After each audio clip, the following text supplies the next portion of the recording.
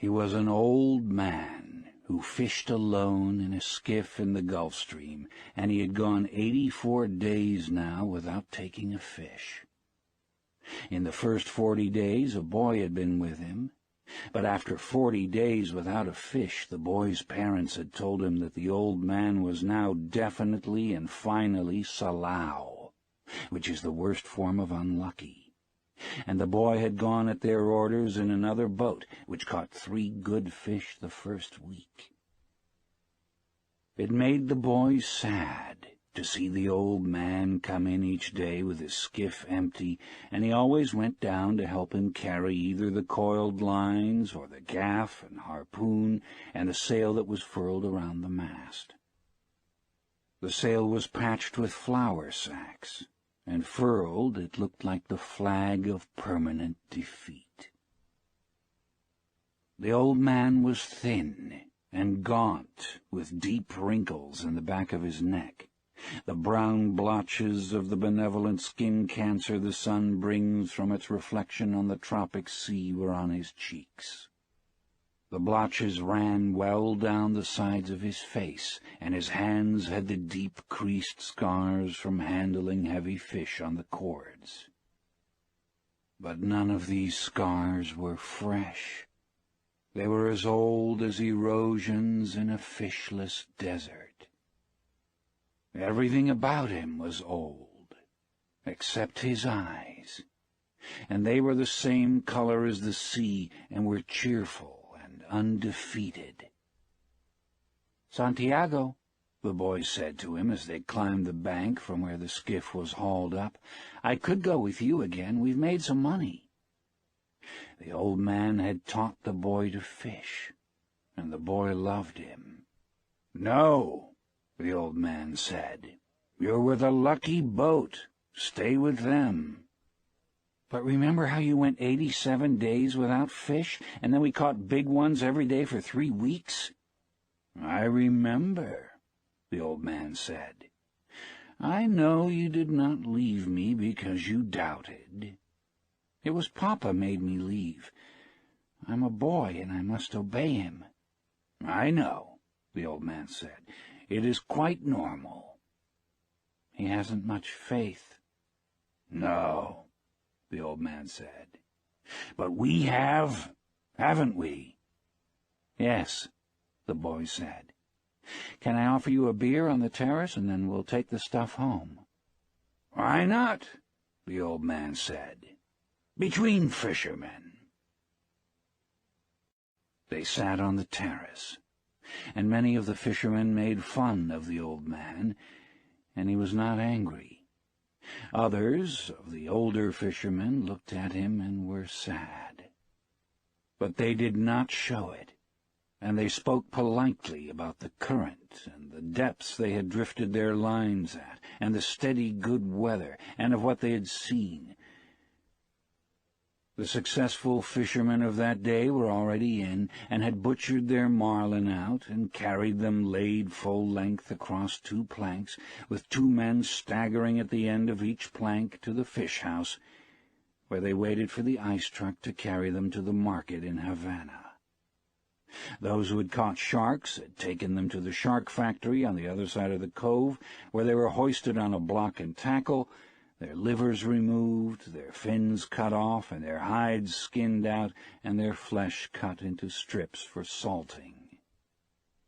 When the wind was in the east, a smell came across the harbor from the shark factory, but today there was only the faint edge of the odor, because the wind had backed into the north and then dropped off, and it was pleasant and sunny on the terrace.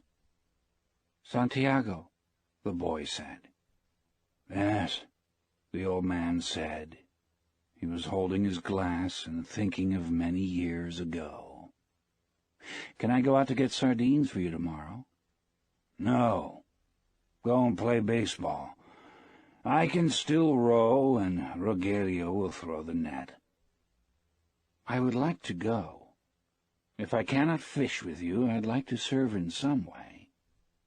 "You bought me a beer," the old man said. "You are already a man." How old was I when you first took me in a boat?"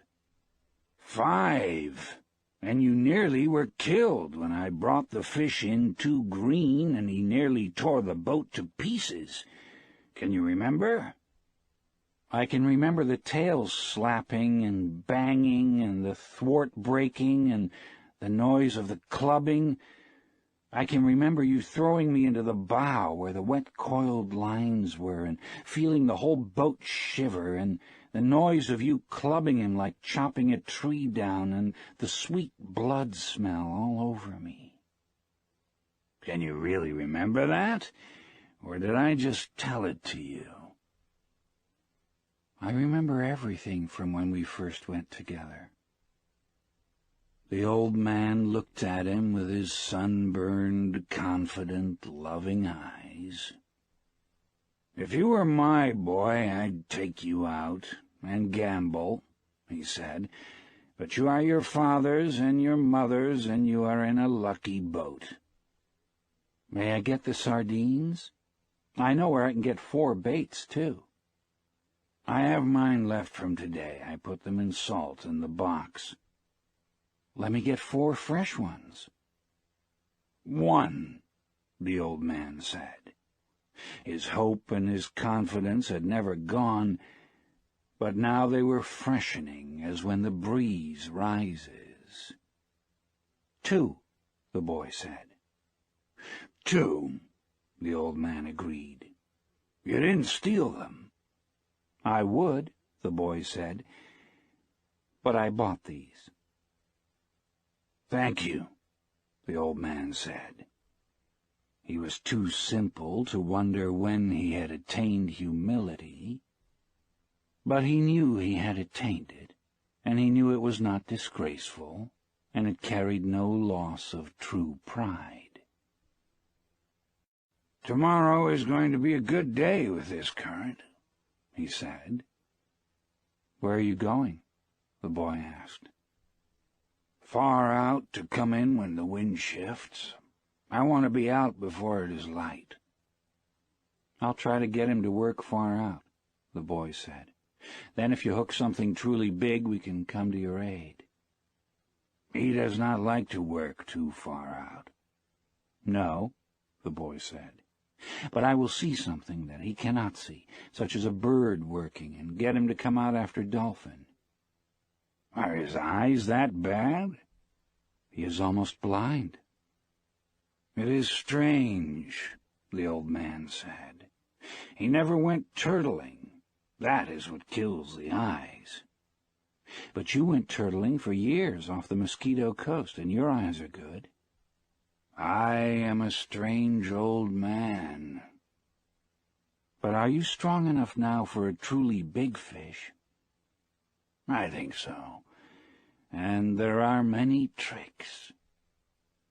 "Let us take the stuff home," the boy said, "so I can get the cast net and go after the sardines."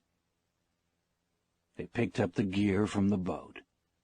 The old man carried the mast on his shoulder, and the boy carried the wooden box with the coiled, hard-braided brown lines, the gaff, and the harpoon with its shaft.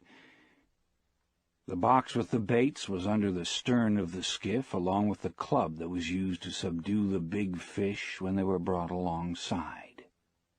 No one would steal from the old man, but it was better to take the sail and the heavy lines home, as the dew was bad for them.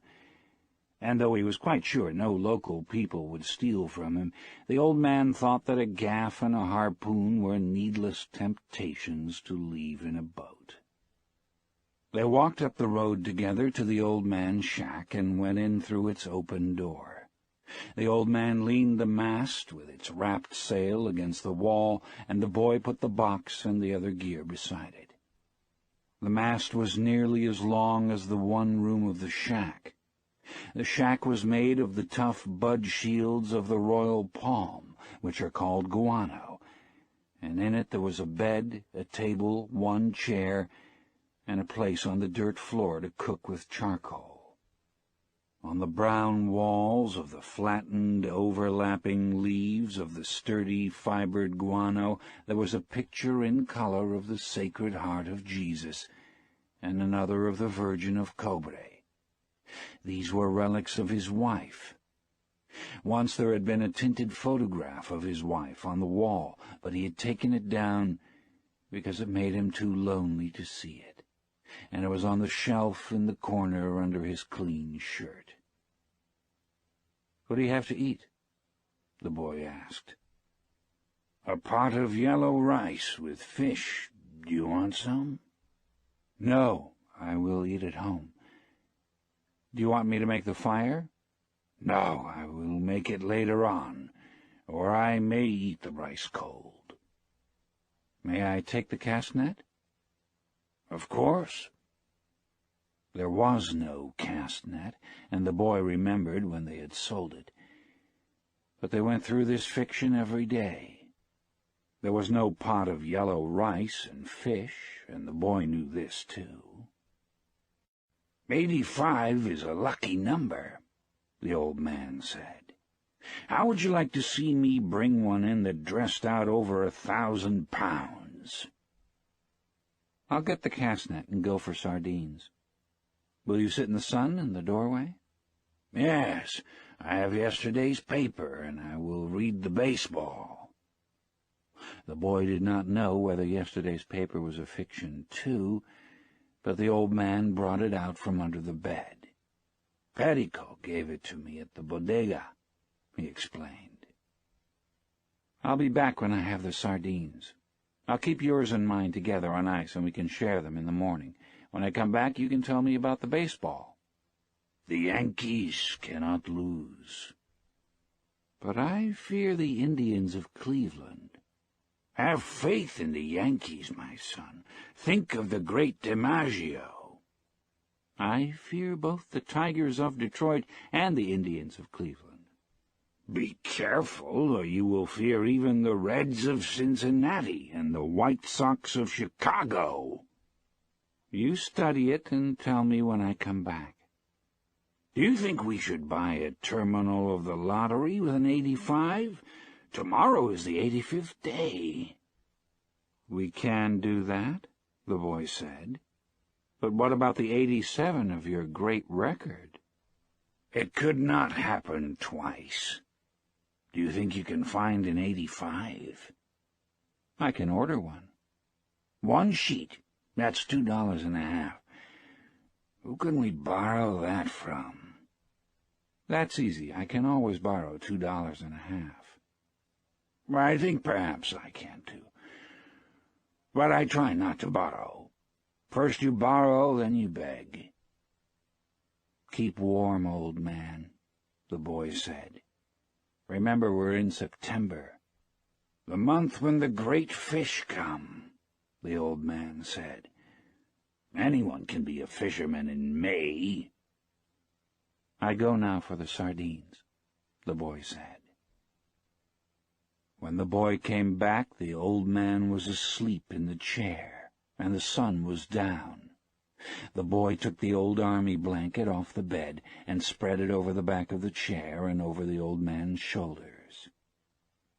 They were strange shoulders, still powerful, although very old, and the neck was still strong, too, and the creases did not show so much when the old man was asleep and his head fallen forward. His shirt had been patched so many times that it was like the sail, and the patches were faded to many different shades by the sun. The old man's head was very old, though, and with his eyes closed there was no life in his face.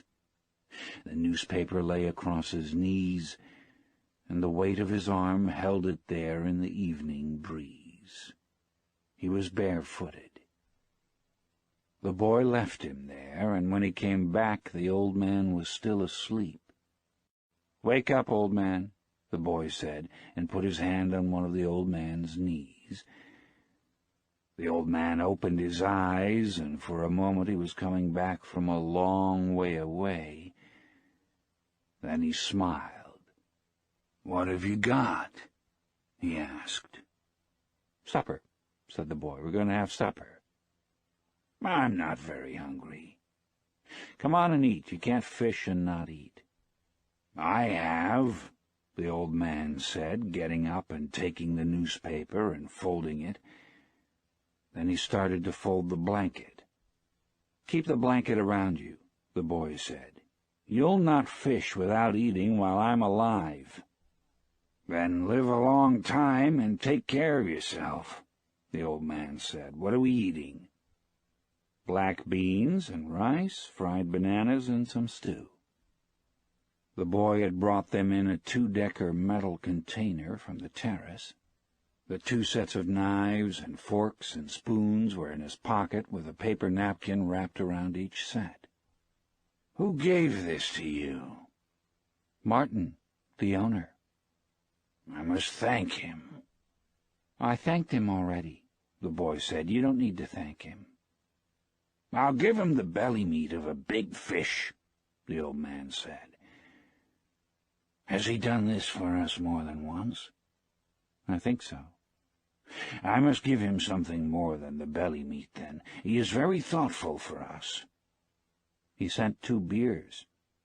"I like the beer in cans best." "I know, but this is in bottles, a Tui beer, and I take back the bottles." "That's very kind of you," the old man said. "Should we eat?"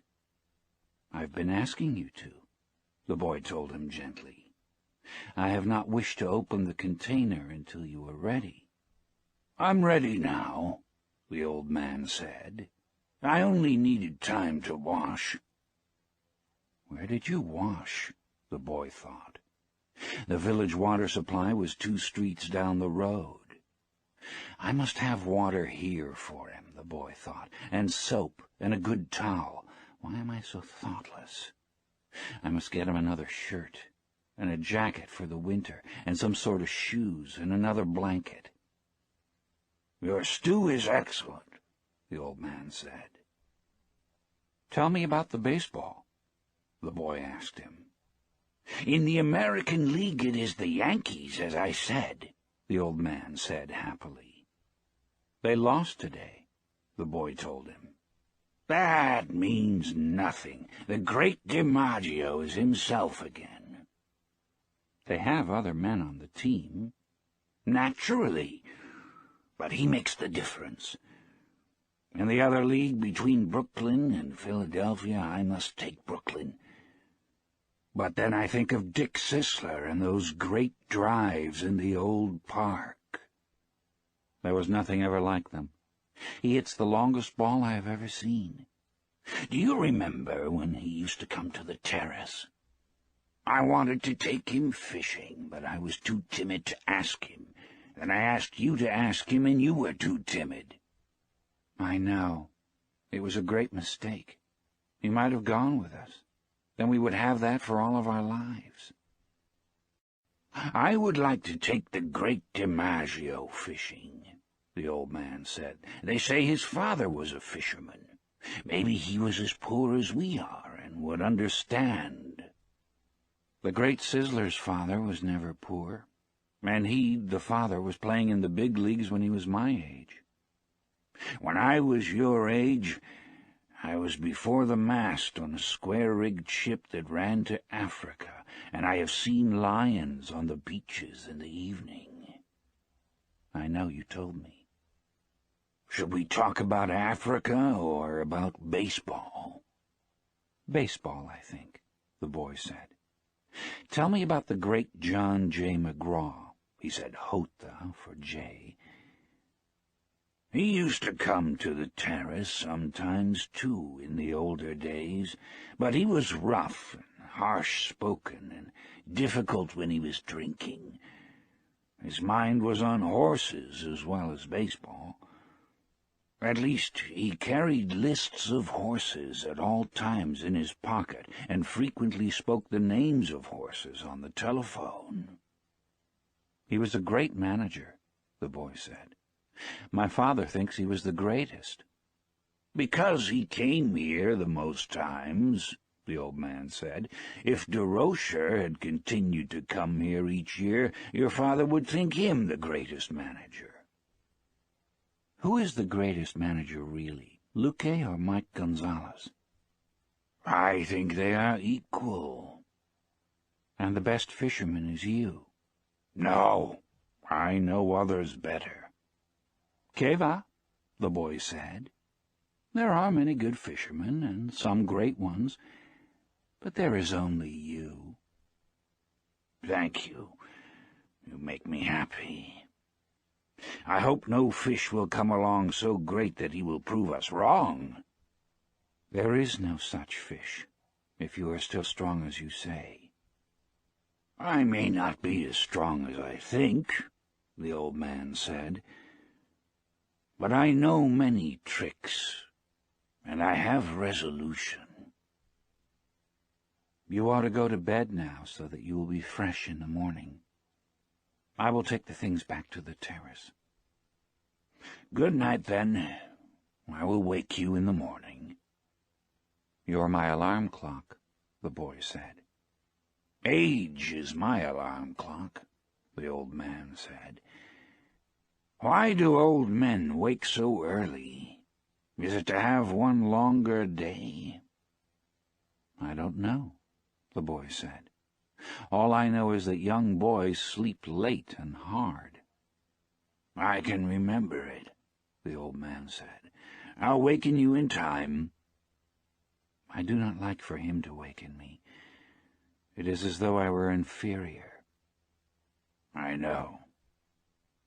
Sleep well, old man. The boy went out. They had eaten with no light on the table, and the old man took off his trousers and went to bed in the dark. He rolled his trousers up to make a pillow, putting the newspaper inside them. He rolled himself in the blanket and slept on the other old newspapers that covered the springs of the bed. He was asleep in a short time, and he dreamed of Africa when he was a boy, and the long golden beaches, and the white beaches, so white they hurt your eyes, and the high capes, and the great brown mountains. He lived along that coast now every night, and in his dreams he heard the surf roar, and saw the native boats come riding through it. He smelled the tar and oakum of the deck as he slept, and he smelled the smell of Africa that the land breeze brought at morning. Usually, when he smelled the land breeze, he woke up and dressed to go and wake the boy. But tonight the smell of the land breeze came very early, and he knew it was too early in his dream, and went on dreaming, to see the white peaks of the islands rising from the sea, and then he dreamed of the different harbors and roadsteads of the Canary Islands. He no longer dreamed of storms, nor of women, nor of great occurrences, nor of great fish, nor fights, nor contests of strength, nor of his wife.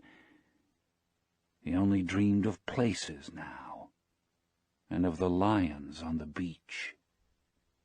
They played like young cats in the dusk, and he loved them as he loved the boy. He never dreamed about the boy. He simply woke, looked out the open door at the moon, and unrolled his trousers and put them on. He urinated outside the shack and then went up the road to wake the boy. He was shivering with the morning cold, but he knew he would shiver himself warm, and that soon he would be rowing. The door of the house where the boy lived was unlocked, and he opened it and walked in quietly with his bare feet. The boy was asleep on a cot in the first room, and the old man could see him clearly with the light that came in from the dying moon. He took hold of one foot, gently, and held it until the boy woke and turned and looked at him. The old man nodded, and the boy took his trousers from the chair by the bed, and sitting on the bed pulled them on. The old man went out the door, and the boy came after him. He was sleepy, and the old man put his arm across his shoulders and said, "I am sorry." "Keva," the boy said, "it is what a man must do." They walked down the road to the old man's shack, and all along the road in the dark, barefoot men were moving, carrying the masts of their boats. When they reached the old man's shack, the boy took the rolls of line and the basket and the harpoon and gaff, and the old man carried the mast with the furled sail on his shoulder. "Do you want coffee?" the boy asked. "We'll put the gear in the boat and then get some." They had coffee from condensed milk cans at an early morning place that served fishermen. "How did you sleep, old man?" the boy asked. He was waking up now, although it was still hard for him to leave his sleep. "Very well, Manolin," the old man said. "I feel confident today." "So do I," the boy said. "Now I must get your sardines and mine and your fresh baits. He brings our gear himself. He never wants anyone to carry anything." "We're different," the old man said. "I let you carry things when you were 5 years old."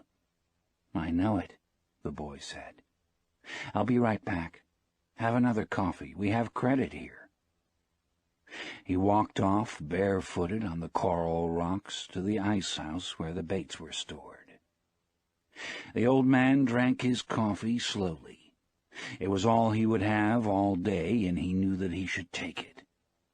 For a long time now, eating had bored him, and he never carried a lunch. He had a bottle of water in the bow of the skiff, and that was all he needed for the day. The boy was back now, with the sardines and the 2 baits wrapped in a newspaper, and they went down the trail to the skiff, feeling the pebbled sand under their feet, and lifted the skiff and slid her into the water. "Good luck, old man." "Good luck," the old man said. He fitted the rope lashings of the oars onto the thole pins, and leaning forward against the thrust of the blades in the water, he began to row out of the harbor in the dark. There were other boats from the other beaches going out to sea, and the old man heard the dip and push of their oars, even though he could not see them now the moon was below the hills. Sometimes someone would speak in a boat, but most of the boats were silent, except for the dip of the oars. They spread apart after they were out of the mouth of the harbor, and each one headed for the part of the ocean where he hoped to find fish. The old man knew he was going far out, and he left the smell of the land behind, and rowed out into the clean early morning smell of the ocean. He saw the phosphorescence of the Gulf weed in the water as he rowed over the part of the ocean that the fishermen called the Great Well, because there was a sudden deep of 700 fathoms, where all sorts of fish congregated, because of the swirl the current made against the steep walls of the floor of the ocean. Here there were concentrations of shrimp and bait-fish, and sometimes schools of squid in the deepest holes, and these rose close to the surface at night, where all the wandering fish fed on them. In the dark the old man could feel the morning coming, and as he rowed he heard the trembling sound as flying fish left the water, and the hissing that their stiff set wings made as they soared away in the darkness.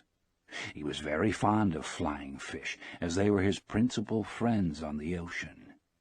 He was sorry for the birds, especially the small, delicate, dark terns that were always flying and looking and almost never finding, and he thought the birds have a harder life than we do, except for the robber birds and the heavy, strong ones. Why did they make birds so delicate and fine as those sea swallows, when the ocean can be so cruel? She is kind and very beautiful, but she can be so cruel, and it comes so suddenly, and such birds that fly dipping and hunting with their small, sad voices are made too delicately for the sea.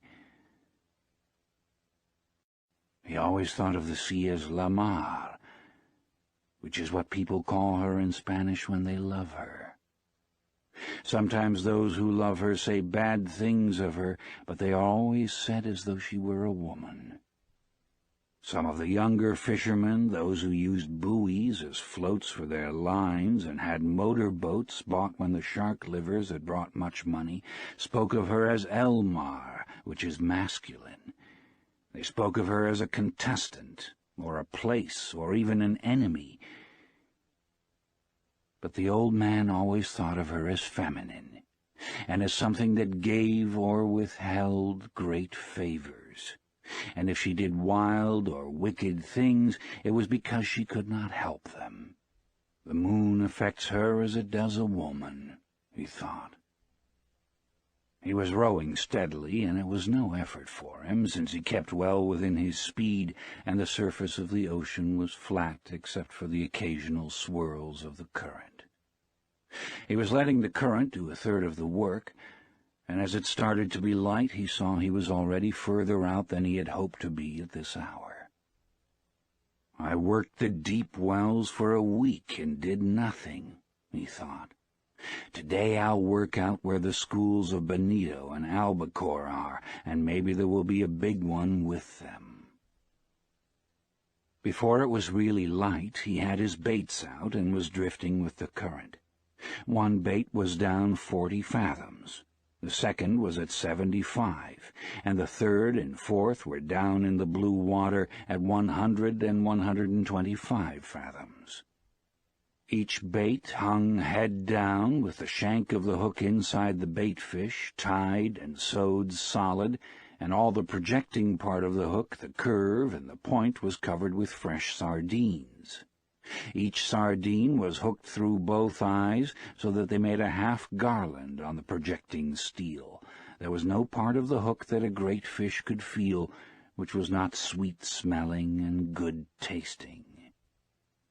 The boy had given him 2 fresh small tunas, or albacores, which hung on the 2 deepest lines like plummets, and on the others he had a big blue runner and a yellow jack that had been used before, but they were in good condition still, and had the excellent sardines to give them scent and attractiveness.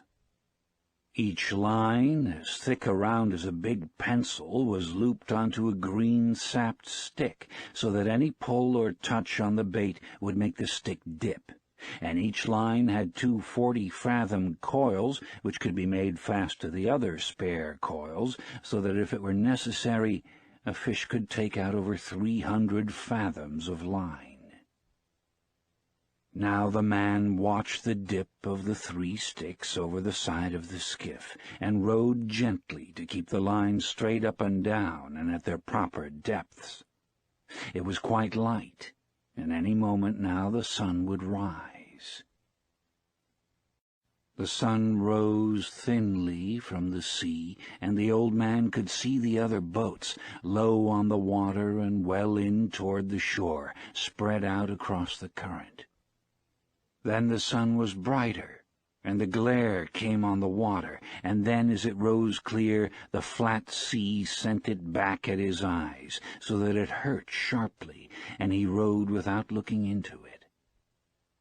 He looked down into the water, and watched the lines that went straight down into the dark of the water. He kept them straighter than anyone did, so that at each level in the darkness of the stream there would be a bait waiting exactly where he wished it to be for any fish that swam there. Others let them drift with the current, and sometimes they were at 60 fathoms when the fishermen thought they were at 100. "But," he thought, "I keep them with precision. Only I have no luck any more. But who knows? Maybe today. Every day is a new day. It is better to be lucky. But I would rather be exact. Then when luck comes, you are ready." The sun was 2 hours higher now, and it did not hurt his eyes so much to look into the east. There were only 3 boats in sight now, and they showed very low and far inshore. "All my life the early sun has hurt my eyes," he thought. yet they are still good. In the evening I can look straight into it without getting the blackness.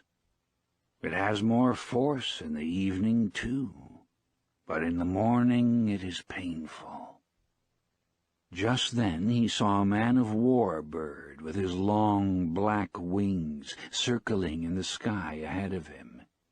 He made a quick drop, slanting down on his back-swept wings, and then circled again.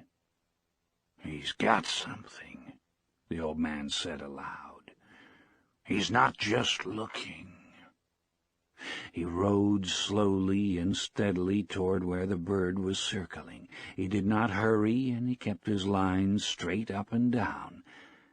But he crowded the current a little, so that he was still fishing correctly, though faster than he would have fished if he was not trying to use the bird. The bird went higher in the air and circled again, his wings motionless. Then he dove suddenly, and the old man saw a flying fish spurt out of the water and sailed desperately over the surface.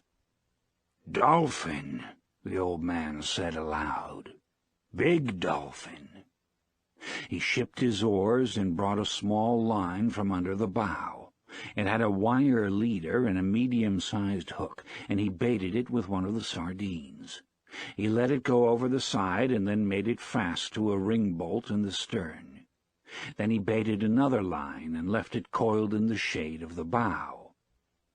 He went back to rowing and to watching the long-winged black bird who was working now low over the water. As he watched, the bird dipped again, slanting his wings for the dive and then swinging them wildly and ineffectually as he followed the flying fish. The old man could see the slight bulge in the water that the big dolphin raised as they followed the escaping fish. The dolphin were cutting through the water below the flight of the fish and would be in the water, driving at speed when the fish dropped. "It is a big school of dolphin," he thought. "They are widespread, and the flying fish have little chance. The bird has no chance. The flying fish are too big for him, and they go too fast." He watched the flying fish burst out again and again, and the ineffectual movements of the bird. "That school has gotten away from me," he thought. "They are moving out too fast and too far. But perhaps I will pick up a stray, and perhaps my big fish is around them. My big fish must be somewhere." The clouds over the land now rose like mountains, and the coast was only a long green line with the gray-blue hills behind it.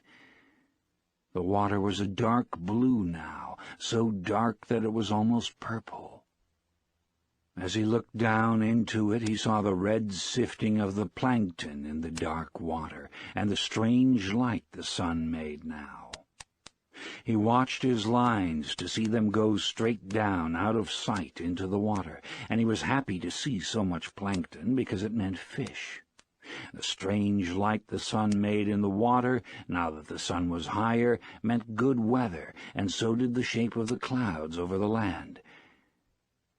But the bird was almost out of sight now, and nothing showed on the surface of the water but some patches of yellow, sun-bleached sargasso weed and the purple, formalized, iridescent, gelatinous bladder of a Portuguese man-of-war floating close beside the boat.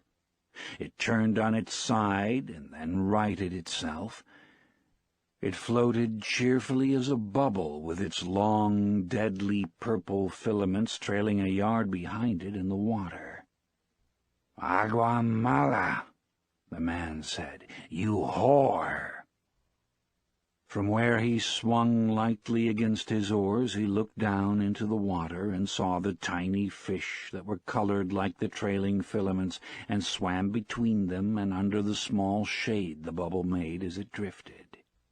They were immune to its poison, but men were not, and when some of the filaments would catch on a line and rest there, slimy and purple, while the old man was working a fish, he would have welts and sores on his arms and hands of the sort that poison ivy or poison oak can give. But these poisonings from the aguamala came quickly and struck like a whiplash. The iridescent bubbles were beautiful, but they were the falsest thing in the sea, and the old man loved to see the big sea turtles eating them. The turtles saw them, approached them from the front, then shut their eyes so they were completely carapaced, and ate them, filaments and all. The old man loved to see the turtles eat them, and he loved to walk on them on the beach after a storm, and hear them pop when he stepped on them with the horny soles of his feet. He loved green turtles, and hawkbills with their elegance and speed and their great value, and he had a friendly contempt for the huge, stupid loggerheads, yellow in their armor plating, strange in their love-making, and happily eating the Portuguese men-of-war with their eyes shut. He had no mysticism about turtles, although he had gone in turtle boats for many years. He was sorry for them all, even the great trunkbacks that were as long as the skiff and weighed a ton. Most people are heartless about turtles because a turtle's heart will beat for hours after he has been cut up and butchered. But the old man thought, I have such a heart, too, and my feet and hands are like theirs. He ate the white eggs to give himself strength. He ate them all through May, to be strong in September and October for the truly big fish. He also drank a cup of shark liver oil each day from the big drum in the shack where many of the fishermen kept their gear. It was there for all fishermen who wanted it. Most fishermen hated the taste, but it was no worse than getting up at the hours that they rose, and it was very good against all colds and grips, and it was good for the eyes. Now the old man looked up and saw that the bird was circling again. "He's found fish," he said aloud. No flying fish broke the surface, and there was no scattering of bait fish. But as the old man watched, a small tuna rose in the air, turned, and dropped head first into the water. The tuna shone silver in the sun, and after he had dropped back into the water, another and another rose, and they were jumping in all directions, churning the water and leaping in long jumps after the bait. They were circling it and driving it. "If they don't travel too fast, I will get into them," the old man thought, and he watched the school working the water white, and the bird now dropping and dipping into the bait fish that were forced to the surface in their panic. "The bird is a great help," the old man said. Just then the stern line came taut under his foot, where he had kept a loop of the line, and he dropped his oars and felt the weight of the small tuna's shivering pull as he held the line firm and commenced to haul it in. The shivering increased as he pulled in, and he could see the blue back of the fish in the water and the gold of his sides before he swung him over the side and into the boat. He lay in the stern, in the sun, compact and bullet-shaped, his big, unintelligent eyes staring as he thumped his life out against the planking of the boat with the quick, shivering strokes of his neat, fast-moving tail. The old man hit him on the head for kindness, and kicked him, his body still shuddering, under the shade of the stern. "Albacore," he said aloud. "You'll make a beautiful bait. You'll weigh 10 pounds. He did not remember when he had first started to talk aloud when he was by himself. He had sung when he was by himself in the old days, and he had sung at night sometimes when he was alone, steering on his watch in the smacks or in the turtle boats.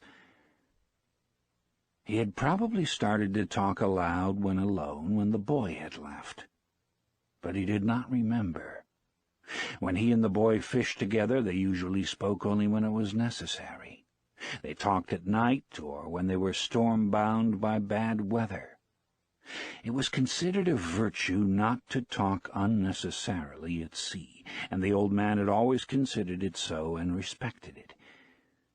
But now he said his thoughts aloud many times, since there was no one that they could annoy. "If the others heard me talking out loud, they would think that I am crazy," he said aloud. "But since I am not crazy, I do not care. And the rich have radios to talk to them in their boats and to bring them the baseball." "Now is no time to think of baseball," he thought. "Now is the time to think of only one thing, that which I was born for." There might be a big one around that school, he thought.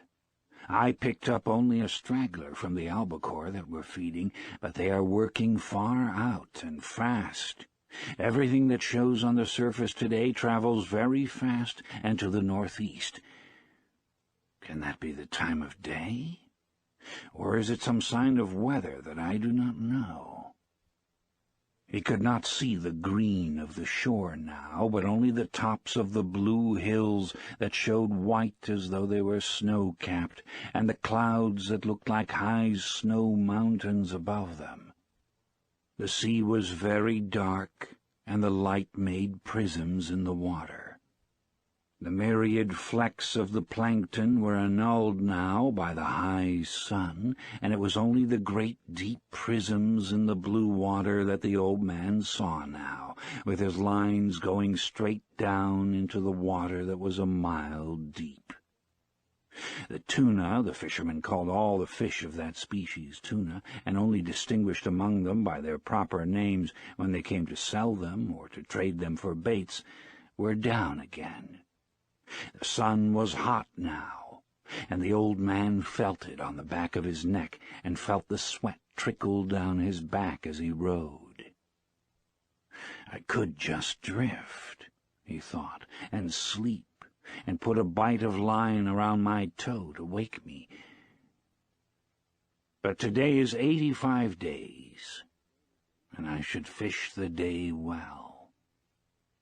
Just then, watching his lines, he saw one of the projecting green sticks dip sharply. "Yes," he said, "yes," and shipped his oars without bumping the boat. He reached out for the line and held it softly between the thumb and forefinger of his right hand. He felt no strain nor weight, and he held the line lightly. Then it came again. This time it was a tentative pull, not solid nor heavy, and he knew exactly what it was. 100 fathoms down, a marlin was eating the sardines that covered the point and the shank of the hook, where the hand-forged hook projected from the head of the small tuna. The old man held the line delicately, and softly, with his left hand, unleashed it from the stick. Now he could let it run through his fingers without the fish feeling any tension. This far out, he must be huge in this month, he thought. Eat them, fish. Eat them. Please eat them.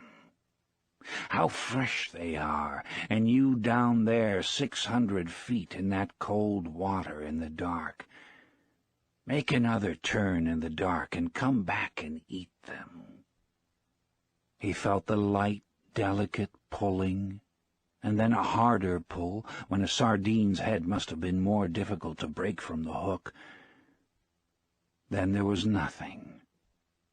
"Come on," the old man said aloud. "Make another turn. Just smell them. Aren't they lovely? Eat them good now, and then there is the tuna, hard and cold and lovely. Don't be shy, fish. Eat them." He waited with the line between his thumb and his finger, watching it and the other lines at the same time, for the fish might have swum up or down. Then came the same delicate, pulling touch again. "He'll take it," the old man said aloud. "God help him to take it." He did not take it, though. He was gone, and the old man felt nothing. "He can't have gone," he said. "Christ knows he can't have gone. He's making a turn. Maybe he has been hooked before, and he remembers something of it." Then he felt the gentle touch on the line, and he was happy. "It was only his turn," he said. "He'll take it." He was happy, feeling the gentle pulling. And then he felt something hard and unbelievably heavy. It was the weight of the fish, and he let the line slip down, down, down, unrolling off the first of the 2 reserve coils. As it went down, slipping lightly through the old man's fingers, he could still feel the great weight, though the pressure of his thumb and finger were almost imperceptible. "What a fish!" he said. "He has it sideways in his mouth now, and he is moving off with it." "Then he will turn and swallow it," he thought. He did not say that because he knew that if you said a good thing it might not happen. He knew what a huge fish this was, and he thought of him moving away in the darkness with the tuna held crosswise in his mouth. At that moment he felt him stop moving, but the weight was still there. Then the weight increased, and he gave more line. He tightened the pressure of his thumb and finger for a moment, and the weight increased and was going straight down. "He's taken it," he said. "Now I'll let him eat it well." He let the line slip through his fingers while he reached down with his left hand and made fast the free end of the 2 reserve coils to the loop of the 2 reserve coils of the next line. Now he was ready. He had 3 40-fathom coils of line in reserve now, as well as the coil he was using. "Eat it a little more," he said. "Eat it well. Eat it so that the point of the hook goes into your heart and kills you," he thought. "Come up easy and let me put the harpoon into you." "All right. Are you ready? Have you been long enough at table?" "Now," he said aloud, and struck hard with both hands, gained a yard of line, and then struck again and again, swinging with each arm alternately on the cord with all the strength of his arms and the pivoted weight of his body. Nothing happened. The fish just moved away slowly, and the old man could not raise him an inch. His line was strong and made for heavy fish, and he held it against his back until it was so taut that beads of water were jumping from it. Then it began to make a slow hissing sound in the water, and he still held it, bracing himself against the thwart and leaning back against the pull. The boat began to move slowly off toward the northwest. The fish moved steadily, and they traveled slowly on the calm water. The other baits were still in the water, but there was nothing to be done. "I wish I had the boy," the old man said aloud. "I'm being towed by a fish, and I'm the towing bit. I could make the line fast, but then he could break it. I must hold him all I can and give him line when he must have it. Thank God he is traveling and not going down." What I will do if he decides to go down, I don't know. What I'll do if he sounds and dies, I don't know. But I'll do something. There are plenty of things I can do. He held the line against his back and watched it slant in the water and the skiff moving steadily to the northwest. "This will kill him," the old man thought. "He can't do this forever." But 4 hours later the fish was still swimming steadily out to sea, towing the skiff, and the old man was still braced solidly with the line across his back. "It was noon when I hooked him," he said, "and I have never seen him." He had pushed his straw hat hard down on his head before he hooked the fish, and it was cutting his forehead. He was thirsty, too, and he got down on his knees, and being careful not to jerk on the line, moved as far into the bow as he could get and reached the water bottle with one hand. He opened it and drank a little. Then he rested against the bow. He rested sitting on the unstepped mast and sail, and tried not to think but only to endure. Then he looked behind him, and saw that no land was visible. "That makes no difference," he thought. "I can always come in on the glow from Havana. There are 2 more hours before the sun sets, and maybe he will come up before that. If he doesn't, maybe he will come up with the moon. If he does not do that, maybe he will come up with the sunrise. I have no cramps, and I feel strong. It is he that has the hook in his mouth. But what a fish to pull like that! He must have his mouth shut tight on the wire. I wish I could see him. I wish I could see him only once to know what I have against me." The fish never changed his course nor his direction all that night, as far as the man could tell from watching the stars. It was cold after the sun went down, and the old man's sweat dried cold on his back and his arms and his old legs. During the day he had taken the sack that covered the bait box and spread it in the sun to dry. After the sun went down, he tied it around his neck so that it hung down over his back, and he cautiously worked it down under the line that was across his shoulders now.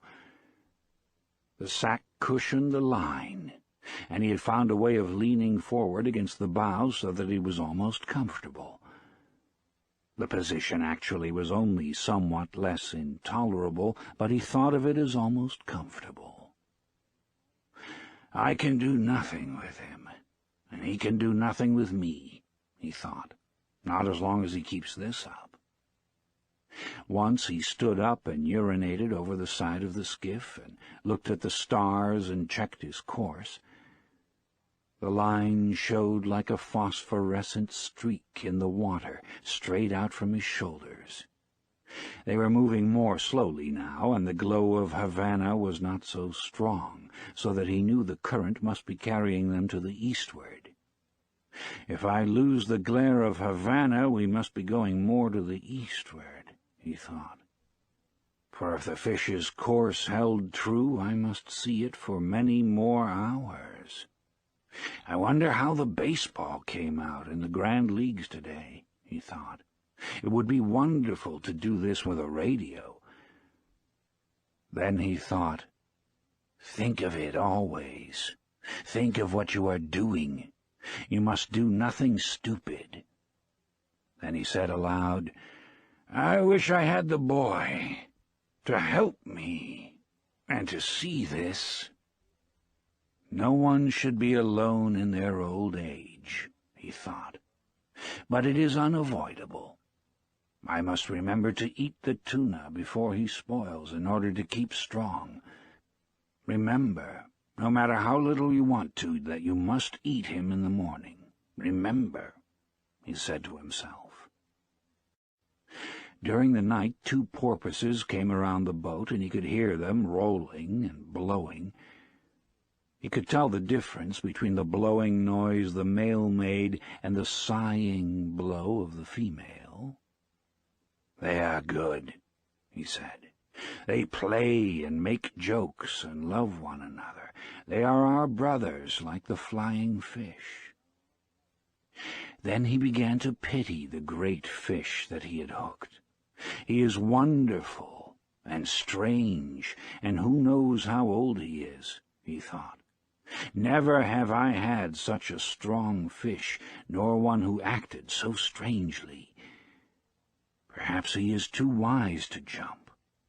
He could ruin me by jumping, or by a wild rush. But perhaps he has been hooked many times before, and he knows that this is how he should make his fight. He cannot know that it is only one man against him, nor that it is an old man. But what a great fish he is, and what he will bring in the market if the flesh is good. He took the bait like a male, and he pulls like a male, and his fight has no panic in it. I wonder if he has any plans, or if he is just as desperate as I am. He remembered the time he had hooked one of a pair of marlin. The male fish always let the female fish feed first, and the hooked fish, the female, made a wild, panic-stricken, despairing fight that soon exhausted her, and all the time the male had stayed with her, crossing the line and circling with her on the surface. He had stayed so close that the old man was afraid he would cut the line with his tail, which was sharp as a scythe and almost of that size and shape. When the old man had gaffed her and clubbed her, holding the rapier bill with its sandpaper edge and clubbing her across the top of her head until her color turned to a color almost like the backing of mirrors, and then, with the boy's aid, hoisted her aboard, the male fish had stayed by the side of the boat. Then, while the old man was clearing the lines and preparing the harpoon, the male fish jumped high into the air beside the boat to see where the female was, and then went down deep, his lavender wings, that were his pectoral fins, spread wide, and all his wide lavender stripes showing. He was beautiful, the old man remembered. And he had stayed. That was the saddest thing I ever saw with them, the old man thought. The boy was sad, too, and we begged her pardon and butchered her promptly. "I wish the boy was here," he said aloud, and settled himself against the rounded planks of the bow, and felt the strength of the great fish through the line he held across his shoulders, moving steadily toward whatever he had chosen. When once through my treachery it had been necessary to him to make a choice, the old man thought. His choice had been to stay in the deep, dark water, far out beyond all snares and traps and treacheries. My choice was to go there to find him beyond all people in the world. Now we are joined together, and have been since noon, and no one to help either one of us. Perhaps I should not have been a fisherman, he thought, but that was the thing that I was born for. I must surely remember to eat the tuna after it gets light. Some time before daylight, something took one of the baits that were behind him. He heard the stick break, and the line begin to rush out over the gunwale of the skiff. In the darkness he loosened his sheath knife, and taking all the strain of the fish on his left shoulder, he leaned back and cut the line against the wood of the gunwale.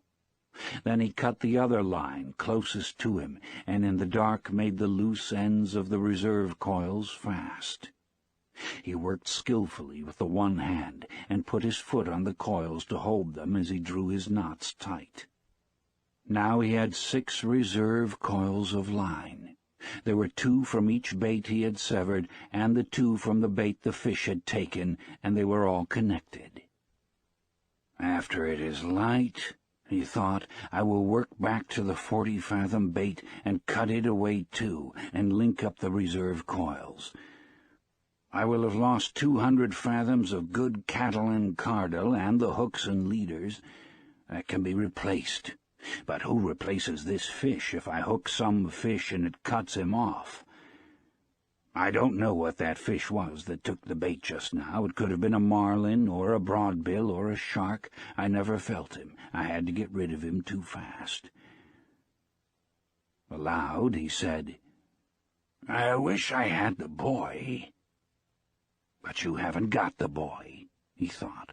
"You have only yourself, and you had better work back to the last line now, in the dark or not in the dark, and cut it away and hook up the 2 reserve coils." So he did it. It was difficult in the dark, and once the fish made a surge that pulled him down on his face and made a cut below his eye. The blood ran down his cheek a little way. But it coagulated and dried before it reached his chin, and he worked his way back to the bow and rested against the wood. He adjusted the sack and carefully worked the line so that it came across a new part of his shoulders, and holding it anchored with his shoulders, he carefully felt the pull of the fish, and then felt with his hand the progress of the skiff through the water. "I wonder what he made that lurch for," he thought. "The wire must have slipped on the great hill of his back. Certainly his back cannot feel as badly as mine does. But he cannot pull this skiff forever, no matter how great he is. Now everything is cleared away that might make trouble, and I have a big reserve of line. All that a man can ask." "Fish," he said softly aloud, "I'll stay with you until I am dead." "He'll stay with me, too, I suppose," the old man thought, and he waited for it to be light. It was cold now, and the time before daylight, and he pushed against the wood to be warm. "I can do it as long as he can," he thought. And in the first light the line extended out and down into the water. The boat moved steadily, and when the first edge of the sun rose, it was on the old man's right shoulder. "He's headed north," the old man said. "The current will have set us far to the eastward," he thought. "I wish he would turn with the current. That would show that he was tiring." When the sun had risen further, the old man realized that the fish was not tiring. There was only one favorable sign. The slant of the line showed he was swimming at a lesser depth. That did not necessarily mean that he would jump, but he might. "God, let him jump," the old man said. "I have enough line to handle him. Maybe if I can increase the tension just a little, it will hurt him and he will jump," he thought. "Now that it is daylight, let him jump, so that he'll fill the sacks along his backbone with air, and then he cannot go deep to die." He tried to increase the tension, but the line had been taut up to the very edge of the breaking point since he had hooked the fish, and he felt the harshness as he leaned back to pull, and knew he could put no more strain on it. "I must not jerk it ever," he thought. "Each jerk widens the cut the hook makes, and then when he does jump, he might throw it. Anyway, I feel better with the sun, and for once I do not have to look into it." There was yellow weed on the line, but the old man knew that only made an added drag, and he was pleased. It was the yellow gulf weed that had made so much phosphorescence in the night. "Fish," he said, "I love you and respect you very much, but I will kill you dead before this day ends." Let us hope so, he thought. A small bird came toward the skiff from the north. He was a warbler, and flying very low over the water. The old man could see that he was very tired. The bird made the stern of the boat and rested there. Then he flew around the old man's head and rested on the line, where he was more comfortable. "How old are you?" the old man asked the bird. "Is this your first trip?" The bird looked at him when he spoke. He was too tired even to examine the line, and he teetered on it as his delicate feet gripped it fast. "It's steady," the old man told him. "It's too steady. You shouldn't be that tired after a windless night. What are birds coming to?" The hawks, he thought, that come out to sea to meet them. But he said nothing of this to the bird, who could not understand him anyway, and who would learn about the hawks soon enough. "Take a good rest, small bird," he said. "Then go in and take your chance like any man or bird or fish." It encouraged him to talk, because his back had stiffened in the night, and it hurt truly now. "Stay at my house if you like, bird," he said. "I am sorry I cannot hoist the sail and take you in with the small breeze that is rising, but I am with a friend." Just then the fish gave a sudden lurch that pulled the old man down onto the bow, and would have pulled him overboard if he had not braced himself and given some line. The bird had flown up when the line jerked, and the old man had not even seen him go. He felt the line carefully with his right hand and noticed his hand was bleeding.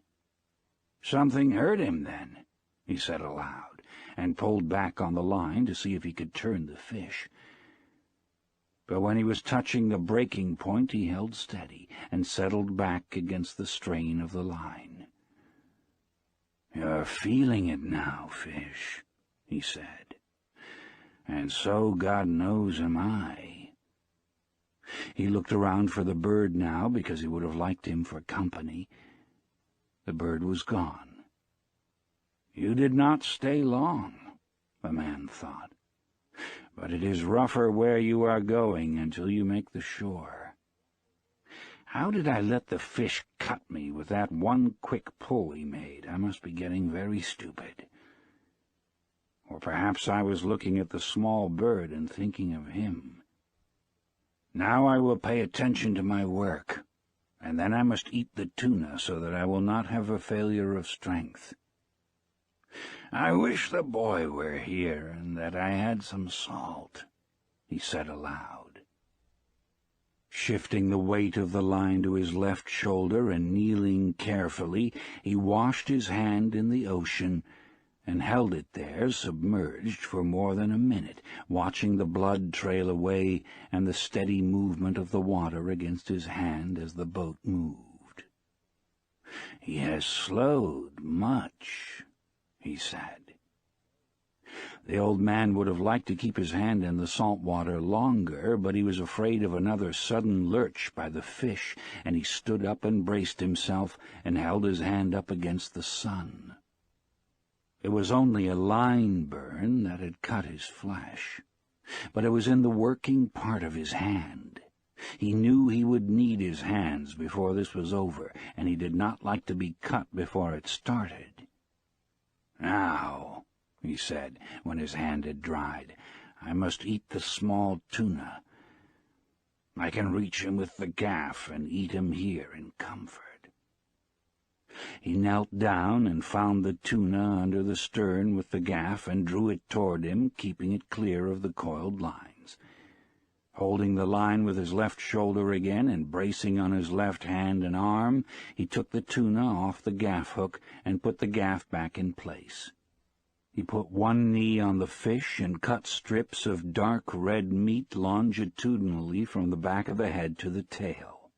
They were wedge-shaped strips, and he cut them from next to the backbone down to the edge of the belly.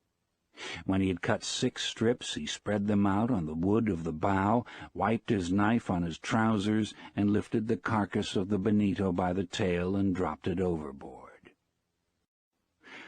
"I don't think I can eat an entire one," he said, and drew his knife across one of the strips. He could feel the steady, hard pull of the line, and his left hand was cramped.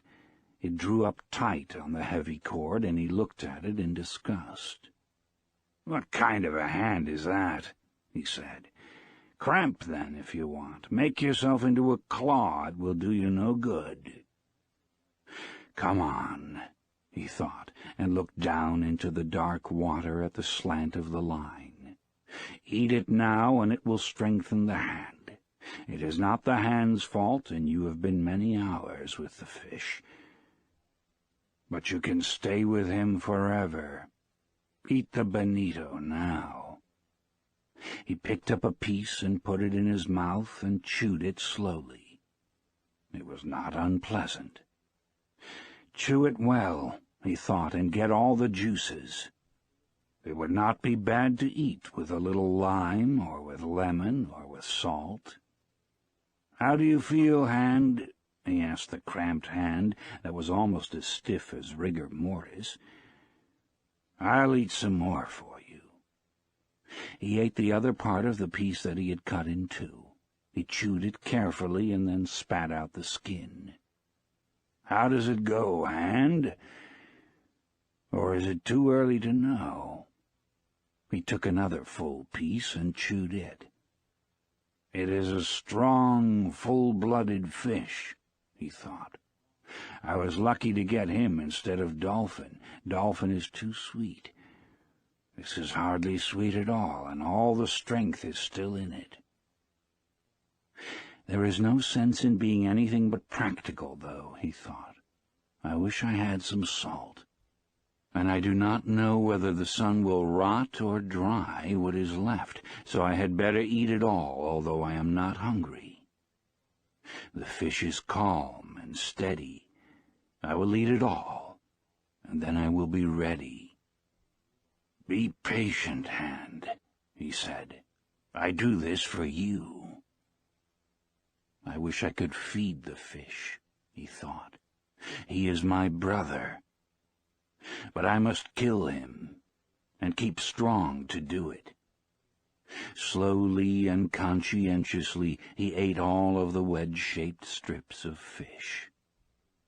He straightened up, wiping his hand on his trousers. "Now," he said, "you can let the cord go, hand, and I will handle him with the right arm alone until you stop that nonsense." He put his left foot on the heavy line that the left hand had held, and lay back against the pole against his back. "God help me to have the cramp go," he said, "because I do not know what the fish is going to do." "But he seems calm," he thought, "and following his plan. But what is his plan?" he thought, "and what is mine? Mine I must improvise to his because of his great size. If he will jump, I can kill him. But he stays down forever. Then I will stay down with him forever." He rubbed the cramped hand against his trousers and tried to gentle the fingers, but it would not open. "Maybe it will open with the sun," he thought. "Maybe it will open when the strong, raw tuna is digested. If I have to have it, I will open it, cost whatever it costs. But I do not want to open it now by force. Let it open by itself, and come back of its own accord. After all, I abused it much in the night, when it was necessary to free and untie the various lines." He looked across the sea, and knew how alone he was now. But he could see the prisms in the deep, dark water, and the lines stretching ahead, and the strange undulation of the calm. The clouds were building up now for the trade wind, and he looked ahead and saw a flight of wild ducks etching themselves against the sky over the water, then blurring, then etching again. And he knew no man was ever alone on the sea. He thought of how some men feared being out of sight of land in a small boat, and knew they were right in the months of sudden bad weather. But now they were in hurricane months, and when there are no hurricanes, the weather of hurricane months is the best of all the year. If there is a hurricane, you always see the signs of it in the sky for days ahead if you are at sea. They do not see it ashore because they do not know what to look for, he thought. The land must make a difference, too, in the shape of the clouds. But we have no hurricane coming now. He looked at the sky and saw the white cumulus built like friendly piles of ice cream, and high above were the thin feathers of the cirrus against the high September sky. "Light brisa," he said. "Better weather for me than for you, fish." His left hand was still cramped, but he was unknotting it slowly. "I hate a cramp," he thought. "It is a treachery of one's own body. It is humiliating before others to have a diarrhea from ptomaine poisoning or to vomit from it. But a cramp," he thought of it as a calambre, humiliates oneself, especially when one is alone. If the boy were here, he could rub it for me and loosen it down from the forearm, he thought. But it will loosen up. Then, with his right hand, he felt the difference in the pull of the line, before he saw the slant change in the water. Then, as he leaned against the line and slapped his left hand hard and fast against his thigh, he saw the line slanting slowly upward. "He's coming up," he said. "Come on, hand. Please come on." The line rose slowly and steadily, and then the surface of the ocean bulged ahead of the boat, and the fish came out. He came out unendingly, and water poured from his sides. He was bright in the sun, and his head and back were dark purple, and in the sun the stripes on his sides showed wide and a light lavender. His sword was as long as a baseball bat and tapered like a rapier, and he rose his full length from the water and then re-entered it smoothly like a diver, and the old man saw the great scythe blade of his tail go under, and the line commenced to race out. "He is 2 feet longer than the skiff," the old man said. The line was going out fast but steadily, and the fish was not panicked. The old man was trying with both hands to keep the line just inside of breaking strength. He knew that if he could not slow the fish with a steady pressure, the fish could take out all the line and break it. "He is a great fish, and I must convince him," he thought. "I must never let him learn his strength, nor what he could do if he made his run. If I were him, I would put in everything now, and go until something broke. But thank God they are not as intelligent as we who kill them, although they are more noble and more able." The old man had seen many great fish. He had seen many that weighed more than 1,000 pounds, and he had caught 2 of that size in his life, but never alone.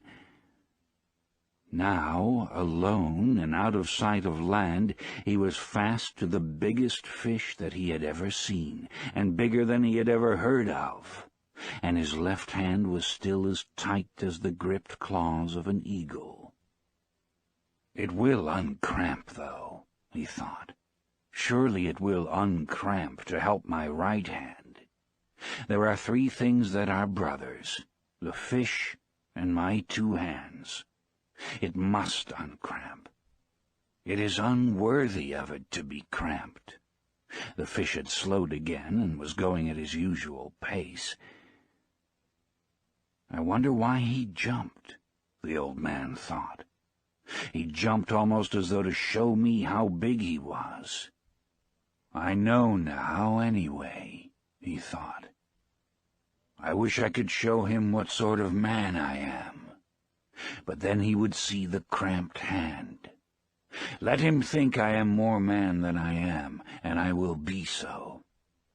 I wish I was the fish," he thought, "with everything he has against only my will and my intelligence." He settled comfortably against the wood and took his suffering as it came, and the fish swam steadily and the boat moved slowly through the dark water. There was a small sea rising, with the wind coming up from the east, and at noon the old man's left hand was uncramped. "Bad news for you, fish," he said, and shifted the line over the sacks that covered his shoulders. He was comfortable but suffering, although he did not admit the suffering at all. "I am not religious," he said, "but I will say 10 Our Fathers and 10 Hail Marys that I should catch this fish, and I promise to make a pilgrimage to the Virgin of Cobre if I catch him. That is a promise." He commenced to say his prayers mechanically. Sometimes he would be so tired that he could not remember the prayer, and then he would say them fast so that they would come automatically. Hail Marys are easier to say than Our Fathers, he thought. "Hail Mary, full of grace, the Lord is with thee. Blessed art thou among women, and blessed is the fruit of thy womb, Jesus. Holy Mary, Mother of God, pray for us sinners now and at the hour of our death. Amen." Then he added, "Blessed Virgin, pray for the death of this fish, wonderful though he is." With his prayers said, and feeling much better, but suffering exactly as much, and perhaps a little more, he leaned against the wood of the bow and began mechanically to work the fingers of his left hand. The sun was hot now, although the breeze was rising gently. "I had better rebait that little line out over the stern," he said. "If the fish decides to stay another night, I will need to eat again, and the water is low in the bottle. I don't think I can get anything but a dolphin here. But if I eat him fresh enough, he won't be bad.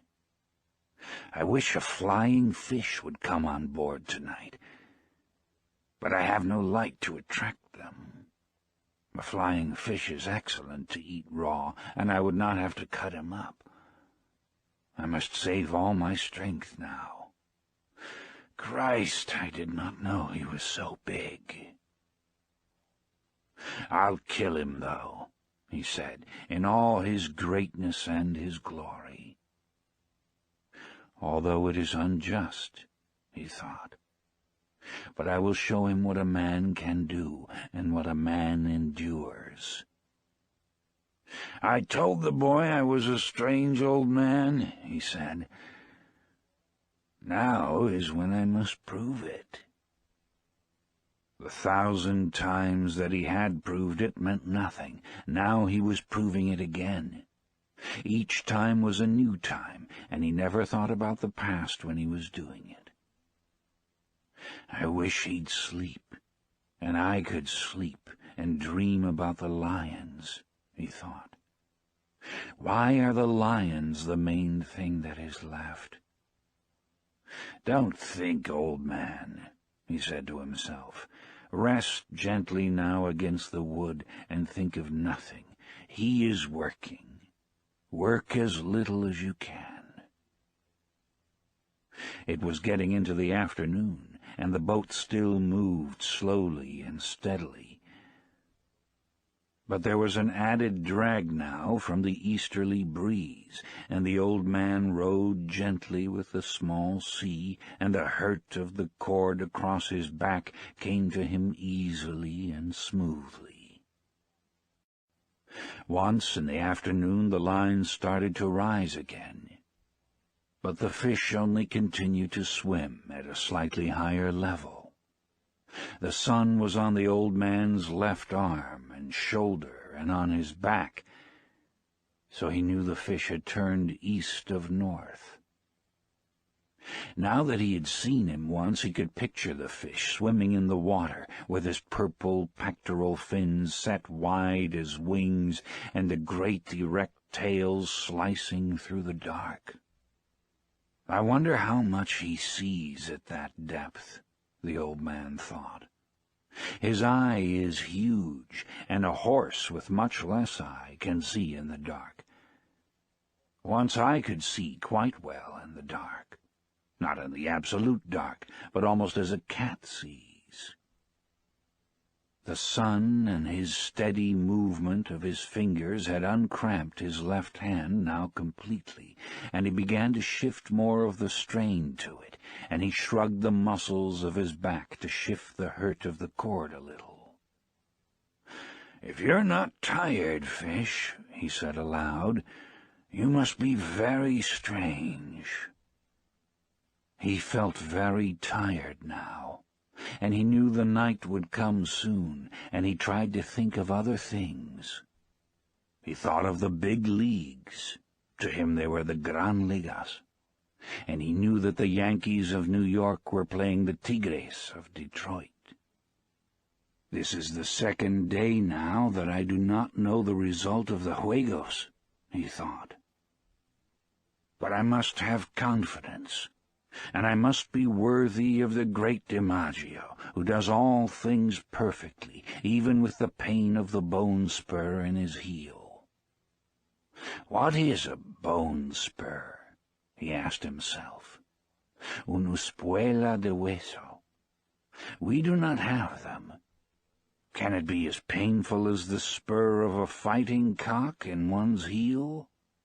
I do not think I could endure that. Or the loss of the eye, and of both eyes, and continue to fight as the fighting cocks do. Man is not much beside the great birds and beasts. Still I would rather be that beast down there in the darkness of the sea. Unless sharks come, he said aloud. If sharks come, God pity him and me. Do you believe the great DiMaggio would stay with a fish as long as I will stay with this one? He thought. I am sure he would, and more since he is young and strong. Also his father was a fisherman. But would the bone spur hurt him too much? I do not know, he said aloud. I never had a bone spur. As the sun set, he remembered, to give himself more confidence, the time in the tavern at Casablanca, when he had played the hand game with the great Negro from Cienfuegos, who was the strongest man on the docks. They had gone one day and one night, with their elbows on a chalk line on the table, and their forearms straight up, and their hands gripped tight. Each one was trying to force the other's hand down onto the table. There was much betting, and people went in and out of the room under the kerosene lights, and he had looked at the arm and hand of the Negro and at the Negro's face. They changed the referees every 4 hours after the first 8, so that the referees could sleep. Blood came out from under the fingernails of both his and the Negro's hands, and they looked each other in the eye, and at their hands and forearms, and the betters went in and out of the room, and sat on high chairs against the wall, and watched. The walls were painted bright blue, and were of wood, and the lamps threw their shadows against them. The Negro's shadow was huge, and it moved on the wall as the breeze moved the lamps. The odds would change back and forth all night, and they fed the Negro rum and lighted cigarettes for him. Then the Negro, after the rum, would try for a tremendous effort, and once he had the old man, who was not an old man then, but was Santiago el Campeón, nearly 3 inches off balance. But the old man had raised his hand up to dead even again. He was sure then that he had the Negro, who was a fine man and a great athlete, beaten. And at daylight, when the betters were asking that it be called a draw, and the referee was shaking his head, he had unleashed his effort and forced the hand of the Negro down and down until it rested on the wood. The match had started on a Sunday morning and ended on a Monday morning. Many of the bettors had asked for a draw because they had to go to work on the docks loading sacks of sugar or at the Havana Coal Company. Otherwise, everyone would have wanted it to go to a finish. But he had finished it anyway, and before anyone had to go to work. For a long time after that, everyone had called him the champion, and there had been a return match in the spring. But not much money was bet, and he had won it quite easily since he had broken the confidence of the Negro from Cienfuegos in the first match. After that he had a few matches and then no more. He decided that he could beat anyone if he wanted to badly enough, and he decided that it was bad for his right hand for fishing. He had tried a few practice matches with his left hand, but his left hand had always been a traitor and would not do what he called on it to do, and he did not trust it. "The sun will bake it out well now," he thought. "It should not cramp on me again, unless it gets too cold in the night. I wonder what this night will bring." An airplane passed overhead on its course to Miami, and he watched its shadow scaring up the schools of flying fish. "With so much flying fish, there should be dolphin," he said, and leaned back on the line to see if it was possible to gain any on his fish. But he could not, and it stayed at the hardness and water-drop shivering that preceded breaking. The boat moved ahead slowly, and he watched the airplane until he could no longer see it. "It must be very strange in an airplane," he thought. "I wonder what the sea looks like from that height. They should be able to see the fish well, if they do not fly too high. I would like to fly very slowly at 200 fathoms high and see the fish from above. In the turtle boats I was in the cross-trees of the masthead, and even at that height I saw much. The dolphin look greener from there, and you can see their stripes and their purple spots, and you can see all of the school as they swim.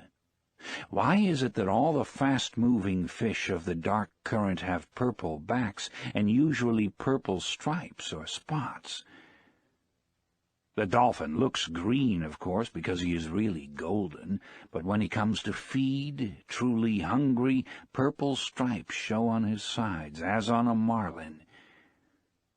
Can it be anger, or the greater speed he makes that brings them out?"